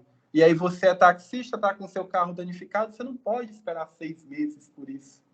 Entende? Então, caramba, é muito complicado porque faltam profissionais, porque é algo que é uma necessidade do público em si, do povo brasileiro. Faltam pessoas que vão fazer isso com amor, faltam pessoas que vão tentar trazer uma solução social para as coisas, sabe? Aqui na cidade onde eu moro, recentemente, houve um caso que foi muito específico de um motim que aconteceu dentro do presídio. Mas, na verdade, esse motim ele foi motivado pelas condições que aqueles detentos se encontravam. Pois, assim, eles não estavam bebendo uma água que poderia ser considerável potável, eles não estavam sendo bem alimentados, e isso gerou uma onda de revolta muito, muito grande que ocasionou uma tragédia ali dentro. E assim, você ter um magistrado, você ter um juiz de direito que façam as devidas inspeções, que averiguem esse tipo de situação, que cobrem do sistema penitenciário, que façam essa vistoria, é muito importante, sabe? Então, um dia eu tenho a honesta vontade de ser um operador do direito que vá fazer a diferença dentro da sociedade a qual eu estou inserido. Quero ser um operador de direito que vai ter um compromisso societário soberano. Quero ser um promotor de justiça, talvez, que vai estar do lado da vítima, que vai estar do lado daquela pessoa que sofreu uma grave lesão, uma injusta ameaça, que sofreu com a perda de um filho, que não pode mais sentir o toque da sua filha no seu colo, que perdeu uma mãe e que precisa que a justiça seja feita por ela, ou que talvez seja um juiz de direito que tem uma plena capacidade de fazer uma dosimetria de pena e que traga a justiça, de certa forma, para quem foi ferido, ou que talvez um dia eu possa ser até mesmo um advogado e vá advocar e falar por outrem, ou que eu possa ser um defensor público que vá, digamos, ter o meu compromisso com a sociedade de defender os interesses daqueles que precisam e não têm condições de pagar por um advogado particular, mas que vai ser um defensor público diferente, um defensor público que faz com amor, que faz com vontade, que faz bem feito, que não é alguém que faz tudo pelas coxas, sabe? Empurra com a barriga, faz de qualquer forma, pega um processo 5 minutos antes da audiência, e assim por diante. Acho que esse é o meu sonho principal de vida. Seria Kenderson Saul Goodman? Tô brincando. Tem uma passagem legal de Breaking Bad que o Saul Goodman fala que o Walter White precisa de um advogado criminal, né? Mas no sentido de ser um advogado criminoso e não de atuar na área criminal. Acho essa passagem muito engraçada. Depois a gente pode falar do Breaking Bad, que é minha série favorita pra caralho, mas enfim. A minha também. Miguel, pode puxar outra. Sim, então beleza. Uma pergunta sobre basquete agora. Aqui uma pergunta do @SoaresGuito, que ele fez a seguinte pergunta. Camarada, com o novo núcleo do Rockets e o Doka no controle, você acha que o impacto será de imediato, a ponto de competir com o OKC? Eu acredito que nos próximos anos. Eu acho que a gente tem que fazer duas exceções. Acredito que o Rockets disputa de igual para igual com qualquer time da NBA, ou pelo menos a maioria deles. Agora, se vai vencer ou não é uma outra questão. Porque, assim, se a gente pega o retrospecto da última temporada, a quantidade de jogos em que o Houston Rockets foi, como a gente costuma chamar, estompado, no sentido de que os placares foram acachapantes, a diferença de pontuação foi gritante, a quantidade de jogos nesse sentido foi muito, muito, muito, muito grande. E isso é até nocivo para o desenvolvimento dos atletas. Fazem com que eles tenham dúvidas sobre a sua capacidade em si, faz com que eles acreditem que o potencial deles, na verdade, não é tão grande, faz com que eles pensem que a NBA é demais para eles. Então, o Houston Rockets hoje está num contexto de estar na mão de um treinador que é capacitado, diferente do anterior, de um núcleo jovem que vai poder competir de igual para igual. Eu acho que é muito importante. E também acho que esse é o primeiro passo. Competir de igual para igual, né, até o último quarto do jogo. Agora, se vai ganhar os jogos, aí já é uma outra questão. Mas acredito que a gente tem, assim, uma capacidade de ganhar ali entre 30 e 35 jogos. Acho que já é um número bem razoável. O sonho, então, máximo é um play-in. Acho que um sonho máximo é um play-in. Um sonho máximo é um play-in. Um play-in ali seria em torno de 40 vitórias, suponho. Seria um sonho máximo. Mas O acho que o 40 Rockets vitórias fica... foi o play-in que o Lakers precisou para o play-in mando de casa, mando de quadra. Isso. Acho que o Rockets consegue alcançar, se bem treinado, bem, sabe, estruturado nessa temporada, as suas 35 vitórias. Tem talento para isso. E se o Jalen, o Jabari continuar na linha crescente que esperamos, né? Com certeza. Principalmente o Jalen, que eu tô apostando, Jalen Green, 22 pontos, com pelo menos 57% de true shotting nessa temporada. É o minha bet, um dos favoritos pro MIP desse ano, se chama Jalen Green. Eu Vai gosto. vindo. O Jalen Green ele fez 21 pontos na última temporada, com uma eficiência, acho que de 42% de field goal. Não lembro qual foi o outro shooting. Mas, assim, a minha questão sobre o Jalen Green é o seguinte. Quando ele acertar a eficiência com a criação de arremesso que ele tem, a gente vai ter uma nova super estrela na NBA. Ponto. E, assim, não é normal. Não é normal você olhar o Jalen Green jogando e esse nível de criação de arremesso que ele tem é uma coisa completamente estúpida. Assim, ele está entre os melhores criadores do próprio arremesso na NBA inteira. Não é só entre os jovens. Isso é estatístico. O percentile dele é de 97, salvo engano. Então, ele está entre os 3% entre todos os jogadores da NBA com a melhor qualidade de criação para si. Quando ele ajustar isso com a eficiência, com o arremesso, com a conversão, poxa, não tem para ninguém. Vai ser um jogador que tem todos os indícios de que será um two-way. Ele mesmo fala, ele coloca o All-Defense como um sonho maior do que o MVP na carreira. Então, assim, é um jogador que quer. Poxa, a gente não pode negar. Ele quer ser um novo Kobe Bryant. Poderíamos falar que ele é uma espécie de Kobe Bryant, que não tem o mesmo refino de footwork que o Kobe tinha, mas é extremamente mais atlético que o Kobe? Diria que sim.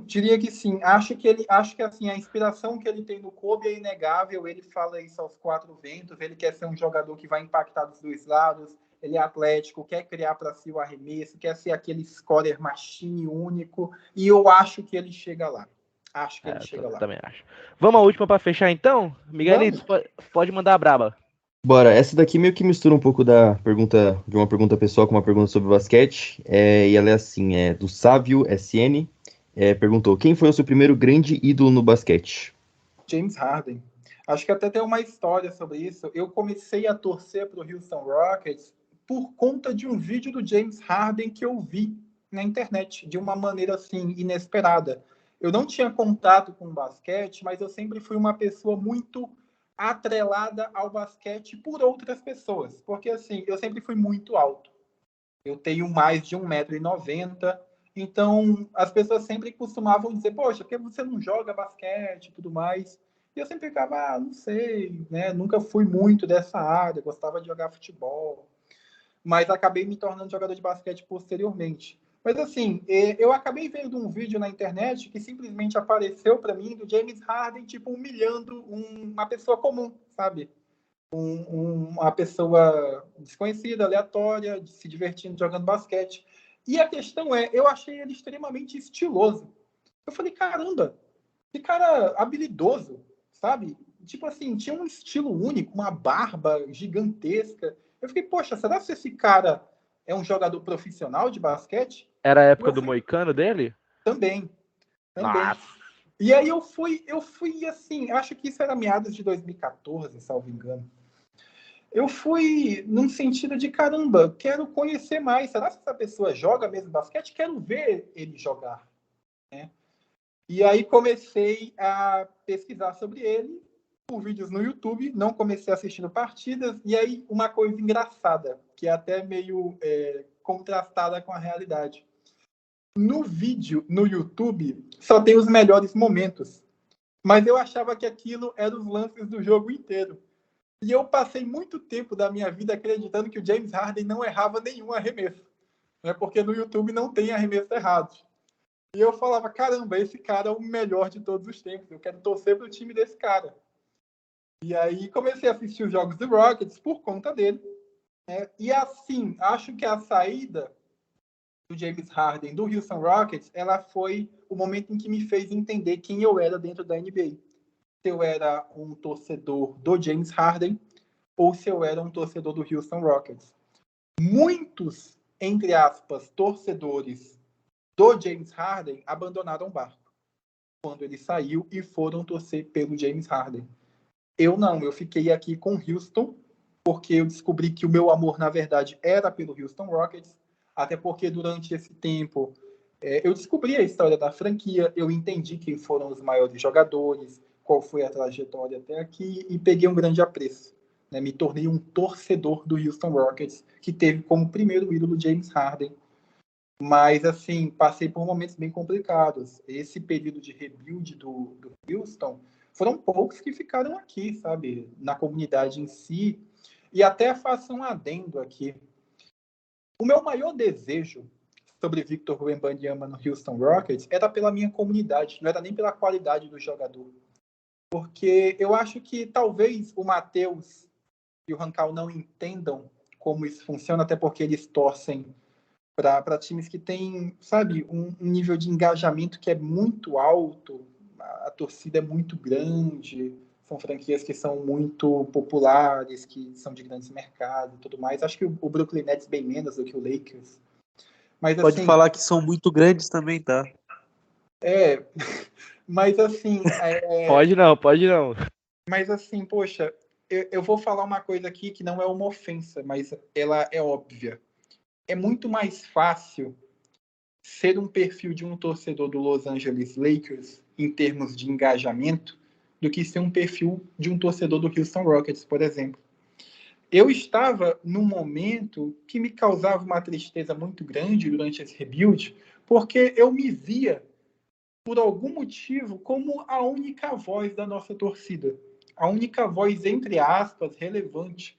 Os outros perfis, por melhores que fossem, mesmo entregando um ótimo nível de conteúdo, era assim, de cortar o coração no final do dia, ver que as postagens tiveram 2 likes, 3 likes, 4 likes. E eu queria muito o Wembanyama no Rockets justamente pela questão midiática. Eu queria resgatar a minha comunidade, sabe? Eu queria a minha comunidade de volta, eu queria a minha comunidade forte, feliz, com conteúdo engajado. E mesmo que eu tentasse, né, mesmo que eu interagisse, mesmo que eu sempre repostasse nos posts, mesmo que eu sempre ajudasse na divulgação, ainda não era suficiente. E a mídia que o Victor Wembanyama traria para o Houston Rockets seria incrível para a nossa comunidade, que está tão esquecida. O Simudi, Oi. Desculpa te cortar, mas é porque surgiu uma notícia do Rockets. O Rockets está trocando o Ty Washington Jr. e o Usman Garuba por compensação de drafts de Atlanta. Acabou o podcast. Tu gostava do Garuba, né? Deus, Na cara, verdade- não é possível, gente. Na verdade, eu não sei nem se é por alguma compensação de draft. Eu acho que é Ty Washington Jr., Usman Garuba, com alguma Cara, compensação de meu draft Deus para do céu. Atlanta. Cara. Eu li errado, desculpa. Isso, eu acho que é com alguma. A troca ainda não saiu inteira, então a gente não sabe nem se é uma troca envolvendo as duas franquias. Eu vou fazer um desabafo. Faça o desabafo. Eu odeio o Stephen Silas. Sabe por quê, cara? O Ty Washington, ele nem teve chance de mostrar o basquete dele com a camisa do Rockets. Porque o idiota que treinava a minha franquia, ele priorizava um cara chamado Daishan Nix, que era horrível, estava num contrato expirante, saiu da franquia, a gente draftou o Ty no primeiro round e ele não jogou. Ele saiu do Rockets sem mostrar o basquete dele, cara. Mano, meu Deus dos... Cara, acabou o podcast. Meu Deus, o bicho ficou puto. Não. Meu Jesus amado, é inacreditável. Surreal. Ei, gente, vocês têm noção que o Daishan Nix, ele estava num contrato expirante, era um horrível jogador de basquete e teve 3 vezes mais minutos do que o Ty Washington, que passou a última temporada inteira jogando na D-League, fazendo 50... Cara, tô sem ar. Não. Cara, o Garuba. Jesus, eu vi muita gente falando do Garuba. Cara, não, por quê? Meu Deus do céu, não acredito. O Usman Garuba é um cara que jogava no Real Madrid. Ótimo jogador, ótimo defensor, altamente cotado na classe de 2021, que passou sendo sabotado por ele. Sabe? O próprio Ramon Rooks, que tem aquele perfil incrível do Spurs Brasil, ele é um fã de carteirinha do Usman Garuba. Eu gosto muito do Ramon, tá? Um grande abraço pro Ramon. O Usman Garuba no San Antonio Spurs. Meu Deus do céu, assim, o Stephen Silas, o que ele fez para a história do Houston Rockets é muito nocivo. Eu espero que a gente consiga recuperar isso. Mas fica aqui meu desabafo. A gente perdeu 2 jogadores incríveis. Saiu um rumorzinho aqui que essa troca pode ser vindo com o Clint Capela. O Clint Capela indo pra Houston. Calma aí. Calma. Falou que é um rumor, mas não saiu nada confirmado. Mas a o pessoal troca ainda não falando. acabou. Agora as coisas começaram a tomar um rumo.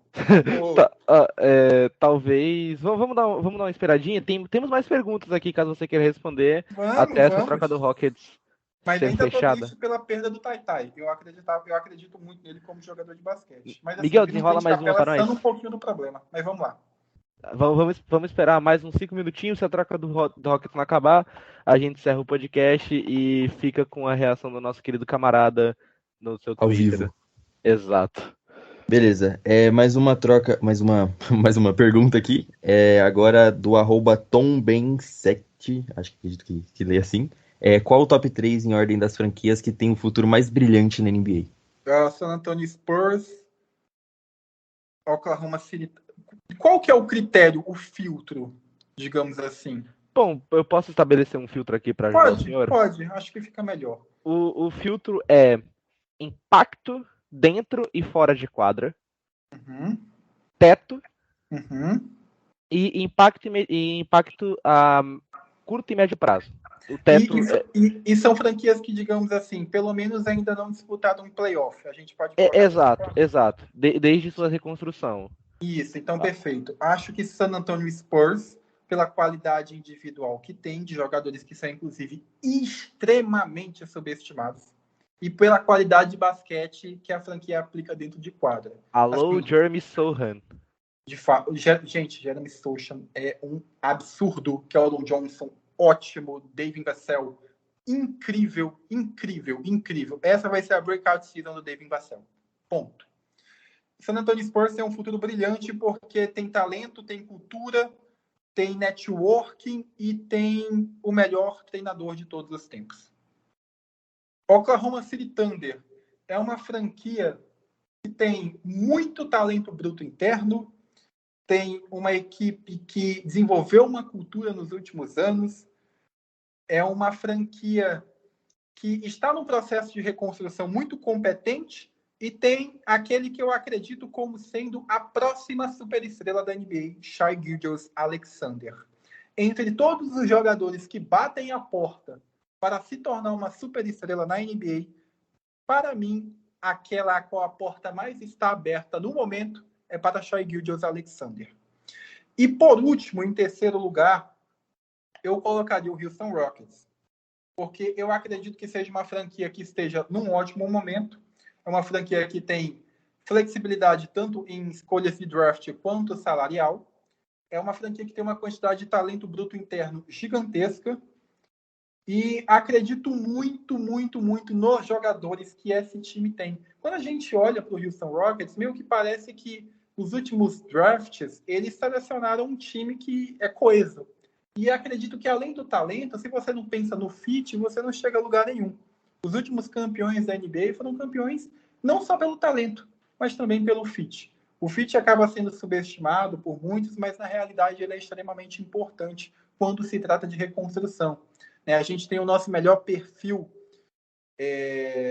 sobre análise de prospectos aqui no Brasil, que é o BPA, que é Best Prospect Evaluation, no caso, o melhor prospecto possível.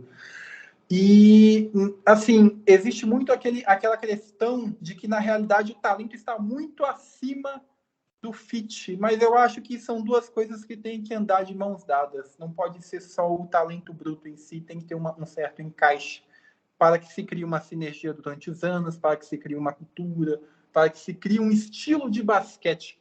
O fit, ele é importante pelo estilo e identidade de basquete que um time em reconstrução solidifica durante o processo de reconstrução em si. Então, eu coloco essas três franquias. San Antonio Spurs, Oklahoma City Thunder e Houston Rockets. Faço a menção honrosa ao Detroit Pistons, que já foi mais alto para mim, só que eu estou um pouco baixo neles ultimamente, mas ainda assim um ótimo futuro. E não podemos subestimar de forma alguma o Indiana Pacers. Indiana Pacers, que tem um futuro também igualmente brilhante. Muito maneiro.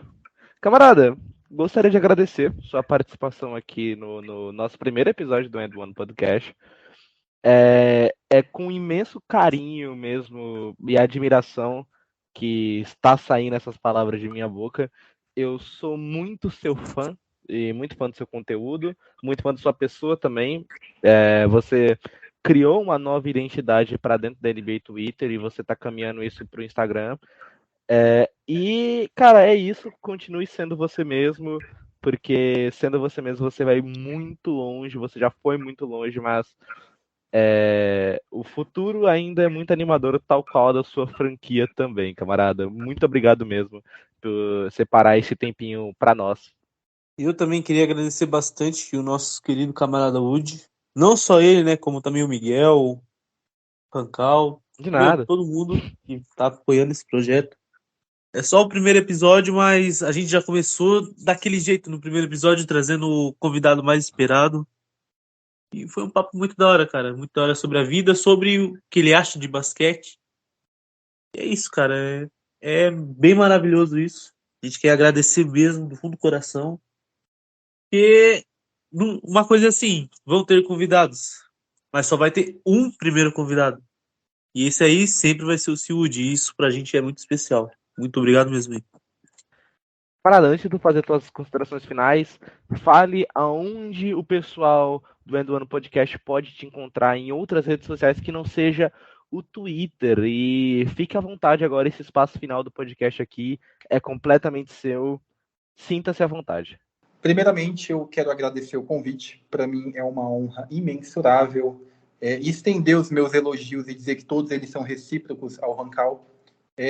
Demonstrar aqui de forma clara e deixar registrado a minha admiração pela pessoa e pelo criador de conteúdo, o Matheus, que é o Brooklyn Guy. E, assim, para mim é inacreditável estar fazendo parte desse projeto, de ter sido escolhido pela comunidade como o primeiro participante. Né? E deixar claro que essa é a minha primeira participação, mas não é a última. Voltarei aqui mais vezes, sempre que for convidado, sempre que for chamado por vocês, chamado pelo público, sempre que se fizer necessário. Estou aqui, com certeza, para apoiar o projeto, para abraçar a causa, para lutar pela nossa comunidade, para fazer daquele local um local ainda melhor, um local ainda mais agradável, um local ainda mais amistoso, um local ainda mais saudável. E parabenizar, por último, todos vocês pela criação desse conteúdo, né, por elevar a nossa comunidade a um outro patamar mais uma vez, dizer que isso é extremamente importante. Falo isso em nome de toda a comunidade de basquete, de toda a NBA Twitter, né, e assim, não tem muito mais o que dizer além disso. Deixar aqui meus parabéns pelo projeto, meu agradecimento pelo convite, dizer que você pode me encontrar no Twitter todos os dias para falar sobre basquete de uma forma livre, de uma forma humorada, criar debates interessantes, criar perspectivas interessantes, falar de um jeito que é único, de um jeito que vai ser só nosso, mas também estamos criando um conteúdo no Instagram agora, também com a página chamada Camarada UD. É um processo de aprendizado, né? A gente está se desenvolvendo, é um pouco complicado, um pouco diferente para mim, mas é um desafio e eu gosto de desafios. E, assim, tudo pelo basquete, tudo pelo amor ao basquete, tudo por nossa comunidade. É muito, muito, muito gratificante fazer parte de tudo isso. Não tenho palavras. Meu muito obrigado. Bom, como me apresentei no início do podcast, eu sou o Rancal, sou ADM da MDS Lakers apenas no Twitter por enquanto. E é lá que você pode me encontrar. Eu gosto de abordar vários temas sobre basquete e tudo que ronda o basquete extra-quadra também. Matheus, pode me dizer aonde encontrar o Brooklyn Guy, não só no Twitter? Bom, é o seguinte, né? Brooklyn Guy 2021, Twitter, Instagram, em breve em mais lugares, mas por enquanto é só isso. Boa. E é isso aí, cara. Todo dia eu tô lá. No Instagram um pouco menos, porque eu tô começando igual o Ciúde, eu não sei muita coisa, não sei editar. Mas no Twitter é dia todo, o dia inteiro, 24 horas por dia. Então é isso, rapaziada. Muito obrigado pra você que ouviu o episódio até aqui.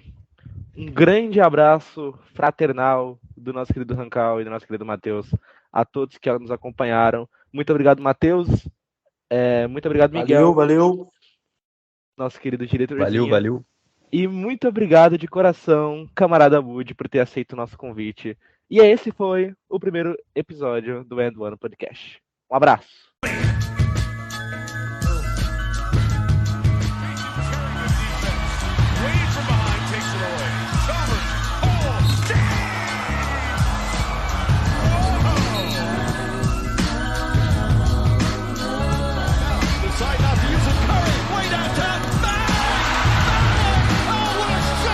They'll never take me alive. I'm getting high with my 4-5 cocked on these suckers. Time to die.